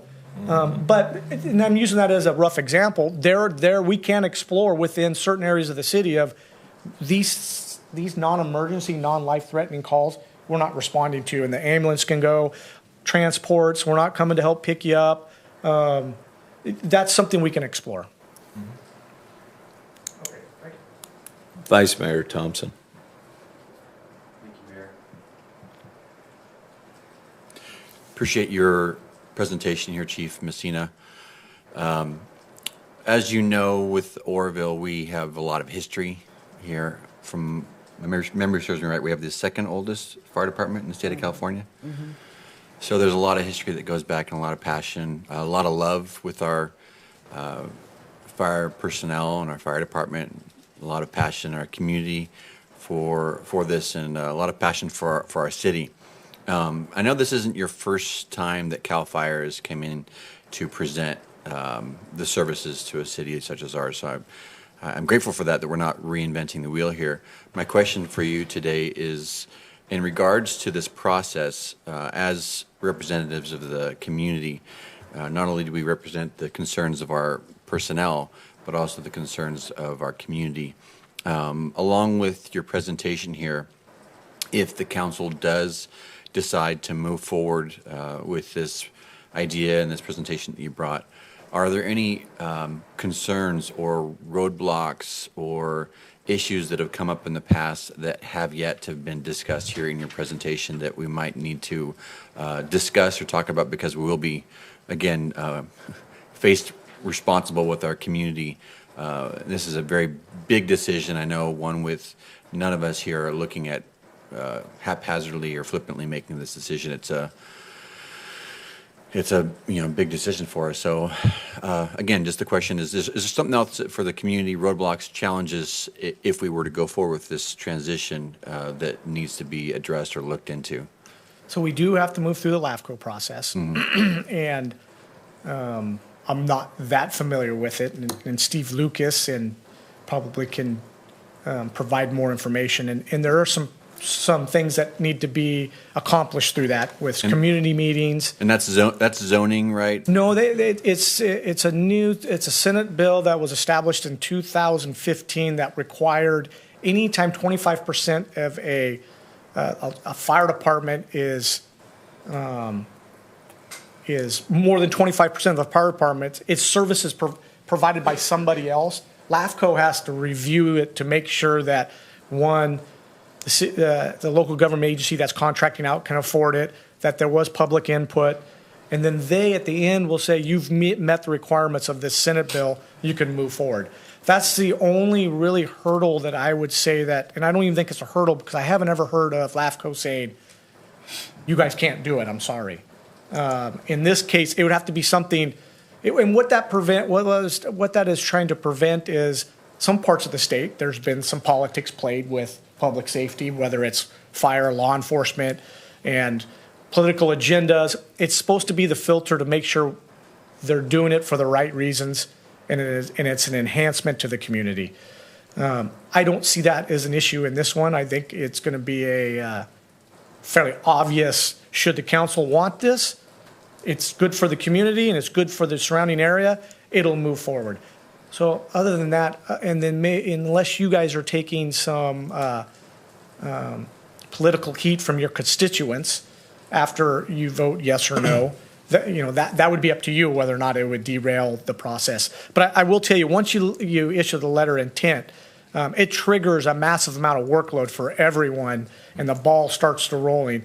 I understand legally until there's pen on paper, nothing's in agreement, but that's something to consider as you move forward. Once the ball gets rolling, there would have to be something significant on your guys' part to say, hey, we don't want it anymore. That would be our ask of you, because it's a massive amount of work to start the transition process. Second question I have, and my final question is regarding, I'm not quite sure how CAL FIRE works with its, I'm guessing, like with us, council member Pittman and Hatley have a lot more experience than I do in regarding being in a union and working with union and whatnot. But we negotiate with our employee unions and whatnot. And one thing that we do have to face here with our fire department here is our binding arbitration. How does CAL FIRE work in regarding raises, compensation, all that? How do you guys have that? Do you guys work with that? Like, what's your process in regarding raises, bonuses, all that kind of stuff? So we do have a large labor organization, as you can imagine, and it's funny when I describe them. They're a very powerful labor organization at the state level. They spend a lot of time directing how we operate on a statewide level. At the local level, they're not as engaged on what we do operationally. They absolutely are, but our labor is very powerful at the larger perspective of state government. So when we do go into labor negotiations on pay and benefits, it happens with our labor representative, the CAL FIRE labor representative, and state personnel board at the Sacramento level. It doesn't happen at the local level. Unfortunately, one of the disadvantages of a cooperative fire protection agreement is you have no control over that negotiation. They negotiate a pay raise, you guys are stuck with it. But I will tell you, we went 15 years without a pay raise. They recently got one, and it's already been factored in. We took a 7.5% pay cut last year. You received the benefit of that 7.5% pay cut without labor negotiations. So I can tell you, as the economy dips, so does state salaries. You saw the governor did 10%. We ended up with 7.5%. So it does fluctuate. Where there are some disadvantages, there's also some advantages that you don't have to spend that time negotiating with labor, and you get the benefits when there are reductions. With that, just our concern here is, if I'm negotiating with my money, I'm going to be a little more passionate than if I'm negotiating with Chuck's money. Be like, all right, great, I agree, Chuck, this is what you got to pay. Absolutely. And that's been a concern of every government entity that contracts with CAL FIRE for fire protection. Remember, it wouldn't just affect Oroville, it affects the 101 cooperative fire protection agreements we have throughout the state. So if they get a 2% raise, everybody in that cooperative fire protection agreement is going to pay a 2% increase. And I understand what you're saying. Yeah, you just don't have control over labor negotiations. But I would bet there's also some benefits of not having labor negotiations under your belt. And I would imagine for some, it may outweigh the potential increases, not having to deal with labor negotiations on a continual basis. I don't know if that answered your question or not, but I totally understand is bargaining's going on and you have no say in it. Do you guys have binding arbitration with your employees? We do not have binding arbitration right now. I think they're trying to get it, but we do not have it. Thank you, sir. Councilmember Pittman. Chief, thank you very much. I've been impressed with your presentation. I have a few questions that came from some constituents that I need to ask. But I also want to say that my observation is your department's well served by your service with them. And you should transfer that up to command because I'm very impressed with your knowledge and your skill set to answer these questions. I appreciate that very much. One of the unique things that we have in Oroville is a city charter. And I have to ask this question, who would actually select the fire chief for this contract? I would. Okay. And I'm being frank. We would. You as a unit chief. As the unit chief, I would select it. Okay. I would take in consideration the needs of the city, who is the best fit. I would probably consult with the city administrator and say, here's a person I think would fit. At the end of the day, I would have authority to put into that position. But we do not, if there was a concern from the council of a specific person, we take that in consideration. For example, my position, when I put in for my position, the county administrative officer sat on the interview panel and had selection as me representing the county fire chief. But at the end of the day, yes, I would have the authority to do that. Appreciate that. I have a little supplement to that. As I mentioned, the city charter is rather unique in the description of the fire chief for this agency. And in times of disaster and emergency, the fire chief is listed as supreme authority over the city, over all, even law enforcement. I doubt you have that language in any other city charter, but I just mentioned that because it's something unique. It may have to be addressed by this council. And I'm not trying to say anything about anybody. It's just a unique situation, and that is the only description for the fire chief of this community. I thought I was in charge of wars. I'm still asking. I'm not sure we want that. I'm still asking what supreme authority means.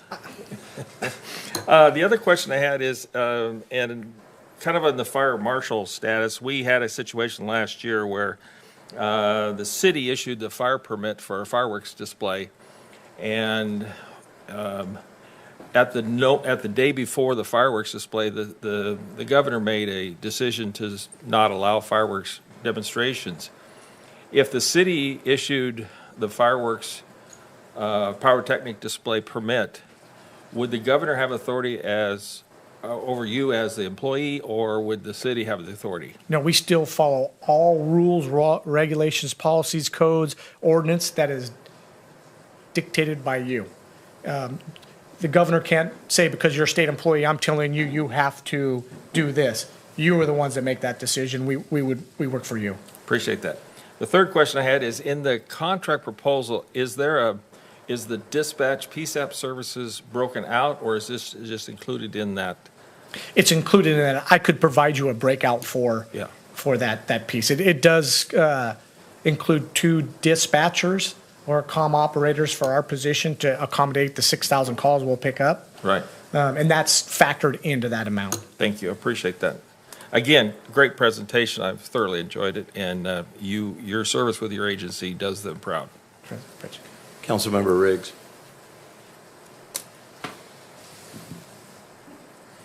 Thank you, Mayor Reynolds, and thank you for your presentation, Chief Messina. I do have a question that might be best served by Chief Tenants or Mr. Joe Deal, and that's, we're looking at an increase in spending for fire if we pursue this contract. Is there a comparative plan or analysis that represents those increases but keeps our fire department? Sorry to put you on the spot. The short answer is approved no. We've, as a fire department, as a public safety department, we began looking at options when shortly before Amadeo's situation became known by everybody, and the fire department worked on a 5-year plan. That 5-year plan has not been presented to council. It's not been reviewed, and it's not been approved. The makeup of it is there, but it's not been presented. So there is something there, but nothing that's been reviewed or presented at this time. Does that answer your question? It does. Is there administrative justification on why that hasn't been presented? I don't know that I have that answer as to why it hasn't been presented. I take direction from the council. Thank you. And I think this came first. Okay, thank you. You're welcome.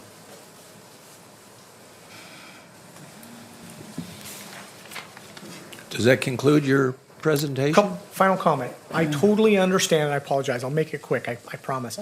This is a very important decision you're making. And I understand that there's some controversy that's been with it, probably less now than there has in the past.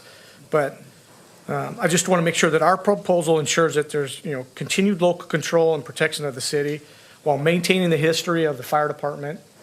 And I think what we've presented to you today is what we feel as fire professionals is a reasonable proposal to provide fire protection to your citizens and increase that level of service.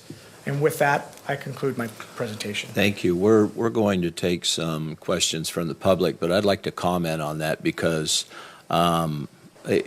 sometimes it's frustrating having all of the information and not being able to share it because things are in negotiations and things like that.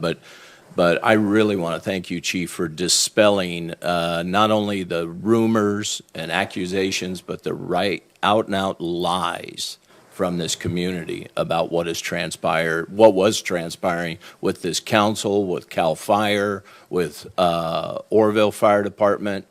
I heard one as ridiculous as I built the CAL FIRE station and I'm paying you guys back by giving you this contract. Completely ridiculous.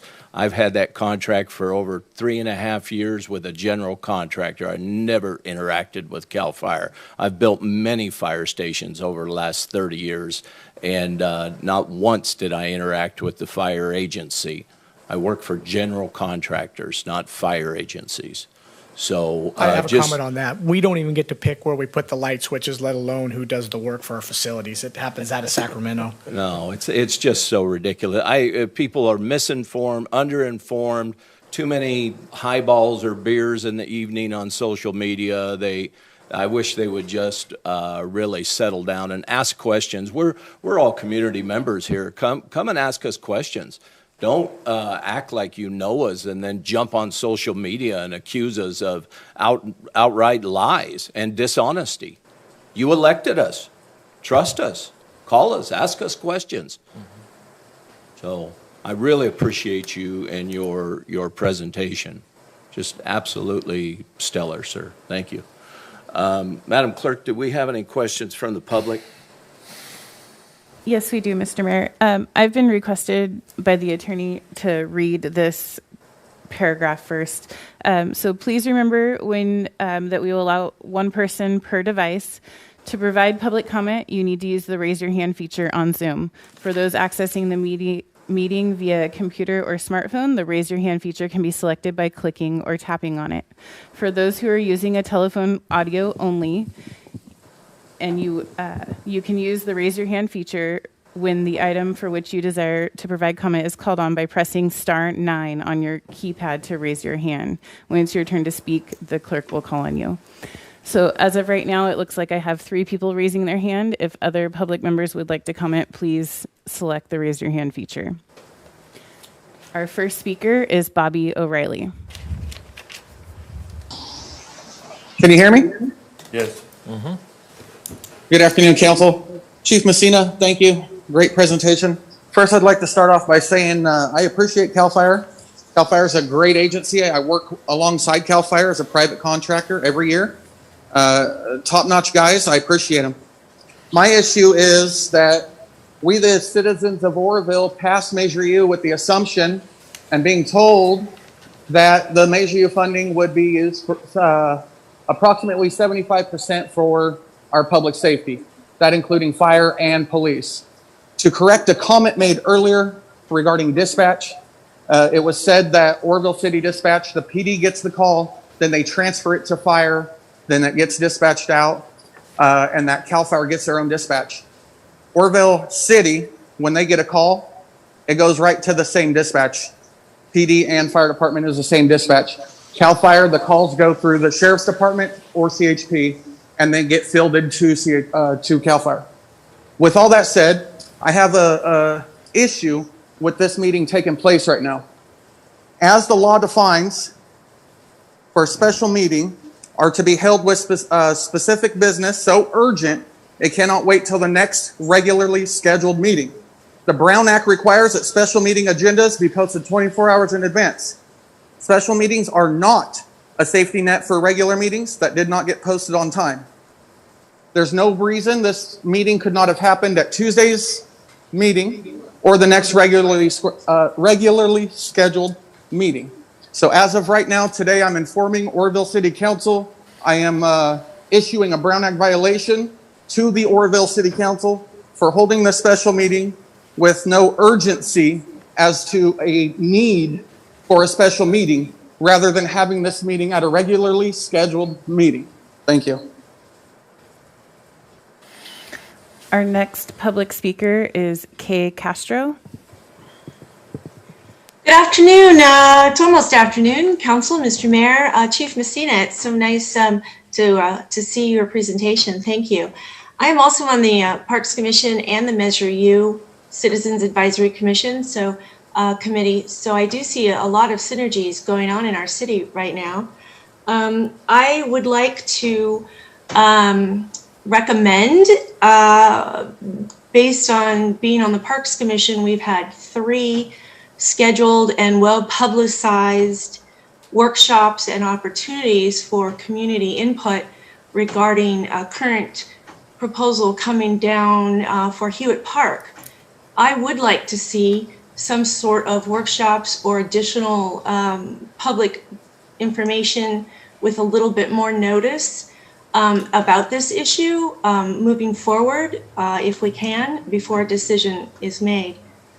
My question, however, is in regard to the 5-minute response time at 90% metric. And I'm wondering, with this increase or the change to CAL FIRE, I have two questions. One is, what is our current success rate on that goal of a 5-minute response time 90% of the time? What is our current success rate on that? And what would the improvement, if any, be going to CAL FIRE? Thank you.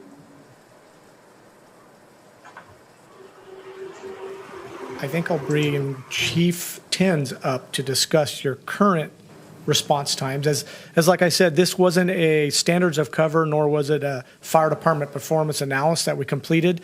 That takes months and months of work and lots of detail, and that wasn't the intent of a proposal. So I'll let him speak on the current response times.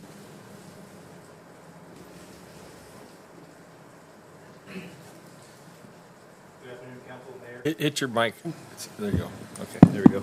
So I could touch on that. I'm very familiar with our response times, our response covers in the standard as far as what we can cover from Station 1. Station 1 is in a great location. It's in a great core area.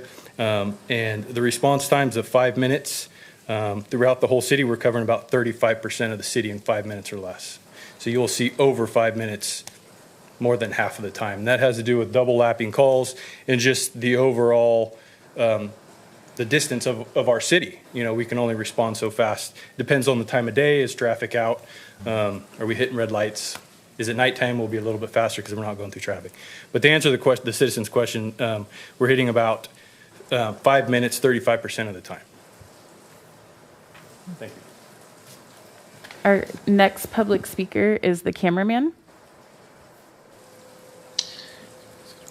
Well, almost afternoon. Good afternoon, Oroville City Council. Pretty much that was a good presentation. It answered a majority of the questions I had. My only question remaining is, what about public records when it comes to CAL FIRE now with this proposed position? I can go to the Oroville City Fire Department / Police Department, since they're right there in the same building, and get the CAD log, if a computer-aided dispatch log. But for CAL FIRE incidents, I've gone to the CAL FIRE office on Grand, and I've been told that records are dealt out of a different office in Bangor, I believe I was told. So is it going to fall under CAL FIRE's records management, or is it going to still be the same?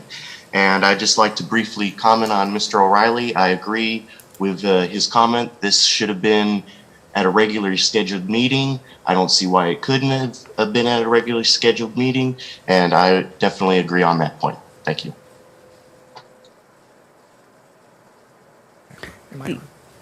I'll answer your question about the public records. All those are housed in our CAD system, similar to Oroville City. The request goes through our Prevention Bureau, which will be at 220 Grand Avenue after we move into our new facility. And the request goes in, we put it through the command center, they generate the report and provide it to those who are requesting it. Thank you. Our next public speaker is Don Will. Yeah, thank you. Two questions, one for the City Council, the second one for the CAL FIRE Chief. The first question I have is, are you anticipating implementing any additional taxes or special fees to assist with paying for the contract? And the question for the chief is, within the city or even the county, do you anticipate seeing backfilling occurring with private contract engines? Thank you. Mr. Mayor, I can answer the question regarding the tax or the fee. No, there is no anticipated tax or fee increase based upon this proposal. There you go. And the response to using private vendors to backfill, absolutely not. If there is anyone else wishing to speak, you need to raise your hand. Mr. Mayor, I'm not seeing anyone else using the raise your hand feature requesting to speak at this time. Just to note for the record, though, there were 4 public comments that I received by email. I did send those out to you guys yesterday, so you should have received those by email as well. And those are available on our website. Are having no more public comments, are there any comments from this dais? Councilmember Goodson wishes to speak. Thank you so much for the presentation. It was very thorough and information update. Thank you.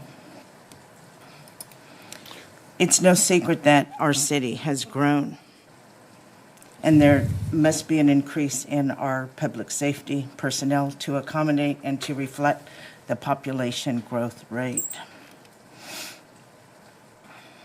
There are 2 council members sitting on this dais, Hatley and myself, that know all too well the challenges that we faced when the voters did not approve Measure R. Hatley advocated for Measure U to pass with a 2/3 majority vote. The option was for it to pass with 51%, and it did, for a 1% sales tax increase. It passed not because the citizens trusted the council at that time, but because they could see for themselves that the city of Oroville was working with a $1.8 million deficit and services were not being provided for the citizens. We needed more safety equipment. We needed more public safety personnel. It passed with a very clear understanding that the council would use that funding from the 1% to provide public safety services to the residents, to maintain and to sustain these services. I would propose allowing the Oroville Fire Department an opportunity to present their 5-year plan of proposal to continue to provide Oroville city services to all areas, inclusive of El Medeo, with the necessary resources, equipment, and personnel staffing. Use what is needed from the provisional funding by and from the 1% sales tax. Choose a futuristic date for a reevaluation and a reassessment. And I look forward to hearing that proposal from the Oroville Fire Department. Thank you. Councilmember Hatley. Thank you. I agree with that. The people were sold on the idea of Measure U, the 1%, because we were told we were going to put boots on the ground and provide the services, police and fire. Now, I understand that what you're proposing here is you're going to say, or somebody's going to say that that's exactly what you're doing. However, that's not was the intent or the message that was sent to our local people, to our citizens that voted on that. They were given the impression and in some cases told outright that it was going to be our fire department and our police department and not going out to some other agency. Even though you can call it whatever it is, it's still going to be CAL FIRE because, as you said, you're in charge and yours is the last word said. The thing that also causes me a great deal of concern, we're dealing with 18, not just individuals, but families. So anything this council does is going to impact those 18 people or 18 families. And they've been here their entire career, most of them, that, you know, I mean, we've had a lot of the older guys retire and move on, but still the idea is this. People, the citizens in this town are unique. They are. You can say whatever you want, but Oroville is unique. And the people have a certain idea of what they think they're getting and what they actually get, and they don't forget. And they were told or led to believe that this was going to remain kind of status quo as far as the ownership and that of this department. The other thing that bothers me about this whole thing here is what I'm looking at, and I'm sure there's some thing here, but we're looking at a contract. I heard it was 2 years, but it's 3. Is that correct? 3 years?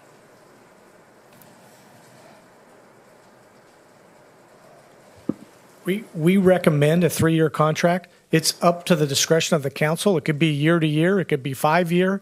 It is up to the council's discretion. We recommend a 3-year because of the workload it creates on both parties to generate a contract. Okay, all right, thank you.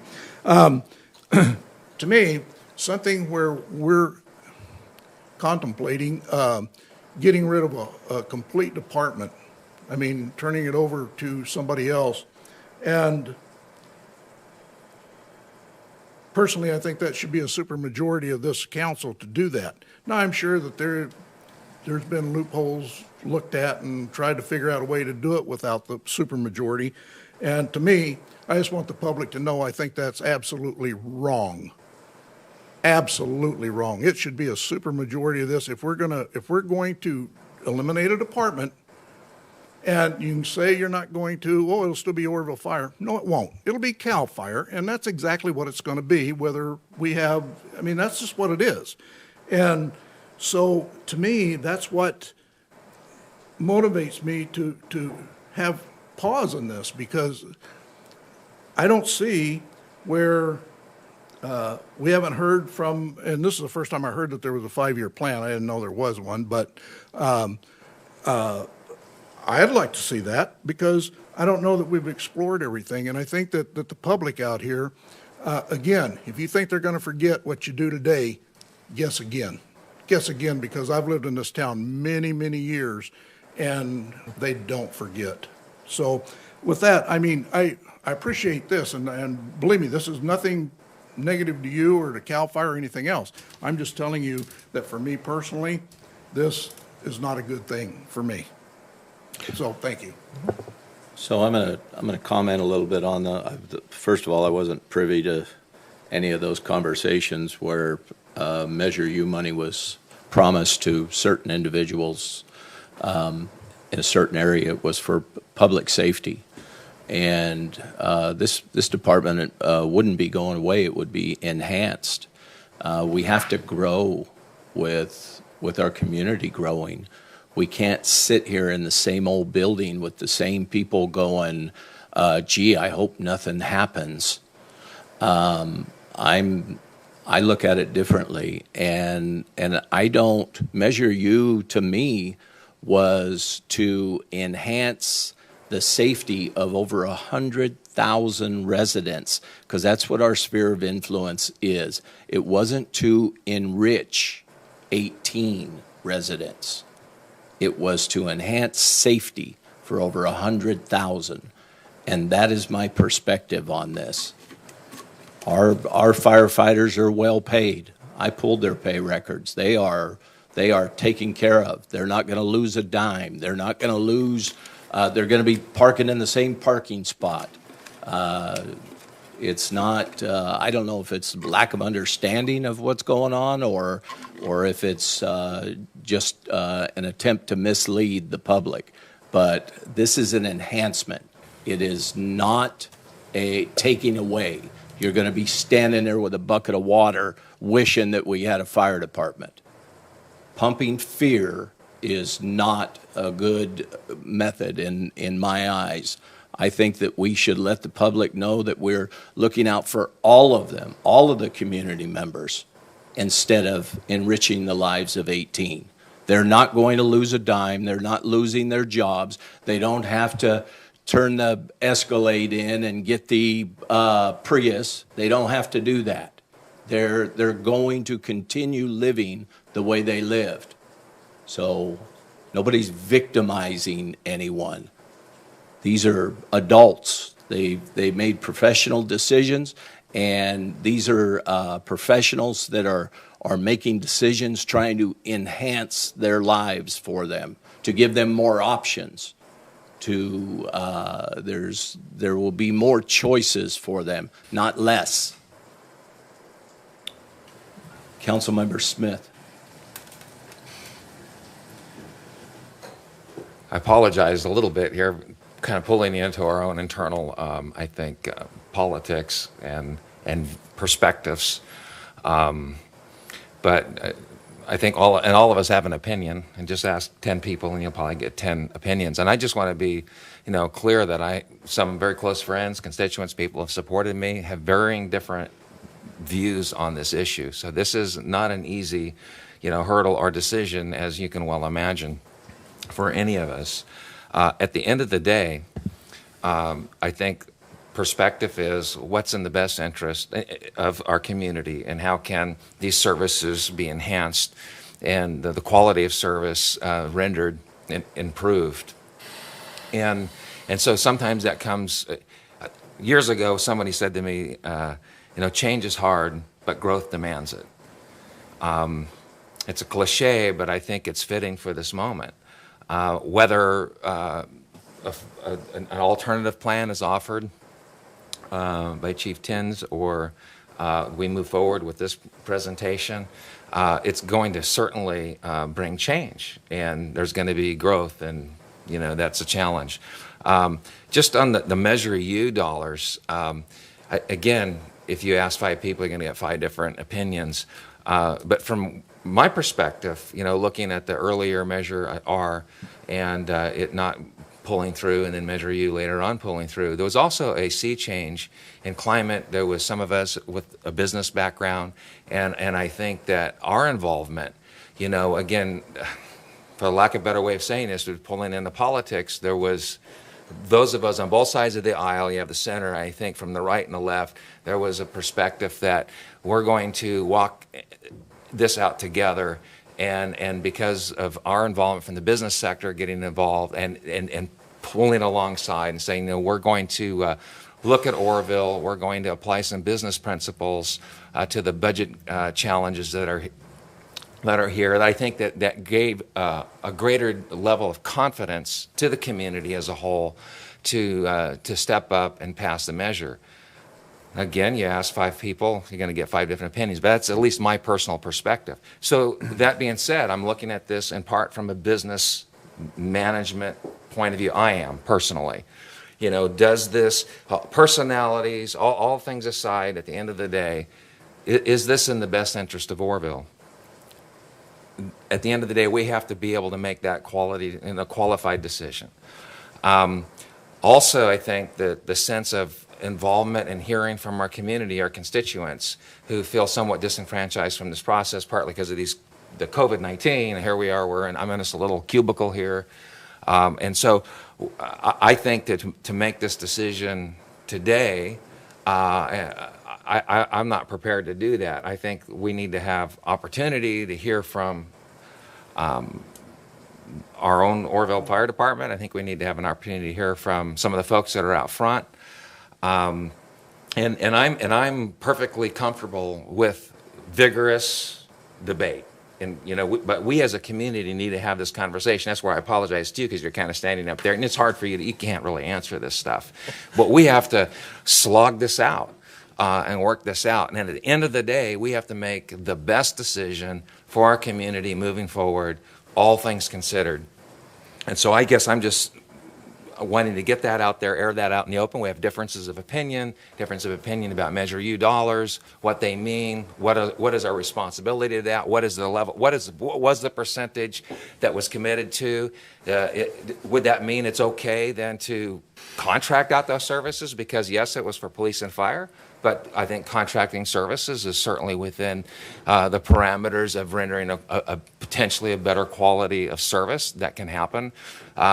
So at the end of the day, it's the product, it's the quality of that product, it's being responsible to the budget and the management of all things considered. So this is again a complex issue. I think we owe it to our constituents, to our community. There's been some issues raised about this meeting today, the special meeting. I appreciate those concerns. I hear the concerns that are being raised, and so I'm hopeful, and I have a sense that there may be some agreement with not making a decision, where we're not putting ourselves in a position to have to make a decision, but to further this conversation. I don't think it's going to hurt that we not make it today, that we can kind of push this into further council meetings and allow the public to weigh in. And I'm not afraid at the end of the day to make a tough decision, whatever that is. And I know there's going to be people that aren't going to agree. There never is. You never have 100% agreement, but that's okay. I think we can make the hard decision, but at the end of the day, the right decision for Oroville. Thank you. Mr. Mayor, if we could, if the council has no other questions for Chief Messina, can we allow Chief Messina to go have lunch and we can move into closed session? Absolutely. Thank you so much for your presentation, sir. Thank you, sir. Mr. Mayor, if I might, before you convene a closed session, this is Scott Huber, the city attorney. I did want to address just a couple of, I never take lightly and I always bristle anytime you get an allegation of a Brown Act violation. And so I want to address that right up front and head on. The Government Code 54956 provides that a special meeting can be called by the mayor, the city administrator, or other members of the council as approved by policy of the body in compliance with the Government Code. The meeting must be called and posted a minimum of 24 hours before the special meeting. That was done in this instance. A notice that notice must contain the time and place for the meeting. That was done in this instance. A statement of the business to be transacted. That was done in this instance. And the opportunity for the public to address the legislative body on that item. By the very fact that we had public comment, that gives them the ability to address this item. There is no limit as to the subjects that can be discussed in closed session, or I'm sorry, in a special meeting, except there are a few contained in Government Code 3511.1, and those are salary schedules, compensation schedules, fringe benefits paid to a local agency executive. That is the only prohibited item from closed session. So there is absolutely, positively, no Brown Act violation in this instance by the subject matter that you're discussing. I just wanted the council to have that information. Appreciate that, Mr. Attorney. I think we were all aware of that. That's a buzzword used to create fear. Were there any other comment? Councilmember Goodson, did you wish to speak on this item? Yes, thank you. I have a question for Deputy Chief Timms. The question is, I would like to know, and I'm sure that the council, well, I'm just going to speak on behalf of Goodson. I would like to know when and how expeditiously your 5-year proposal could be brought forth to this council and to the community. That's kind of a tough question. It's really, there's a lot of input. It took me about a year to kind of prepare. When I took over as deputy fire chief, I had recognized some areas that needed some improvement, right? So this is one of those things that I tasked myself and some of my management team with me, and we started working on it. It took us about a year.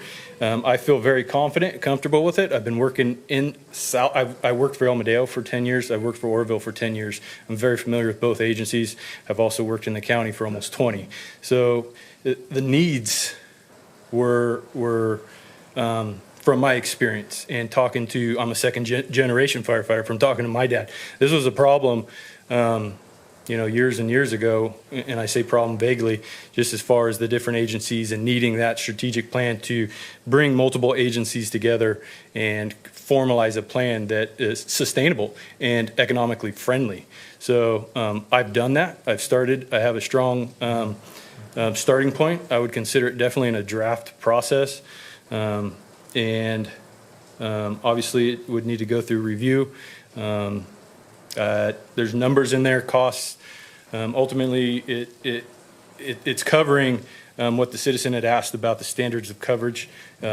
Is basically working towards a goal of 90% coverage throughout the city in 5 minutes or less, a total city coverage plan specific to the city. So I hope that answers your question. As far as time, Yes. I don't really know. I could give you the gist of it probably in less than a month. Thank you very much. Councilmember Pittman. Yeah, thank you, Mayor. Actually, Councilman Goodson, I think your idea is really innovative. I hadn't thought about it until you mentioned it. I'm aware of the plan only because I was asked from a historical perspective to help with historical issues that had been in the past as I came from the fire service. So it makes a good idea. I mean, for us to have input for a great decision, as Councilman Smith says, it's not a bad idea. I agree with your suggestion entirely. Thank you. Are there any other comments? At this time, we'll convene the closed session. Back here to the outside. I'm working on it. Turn your microphones off.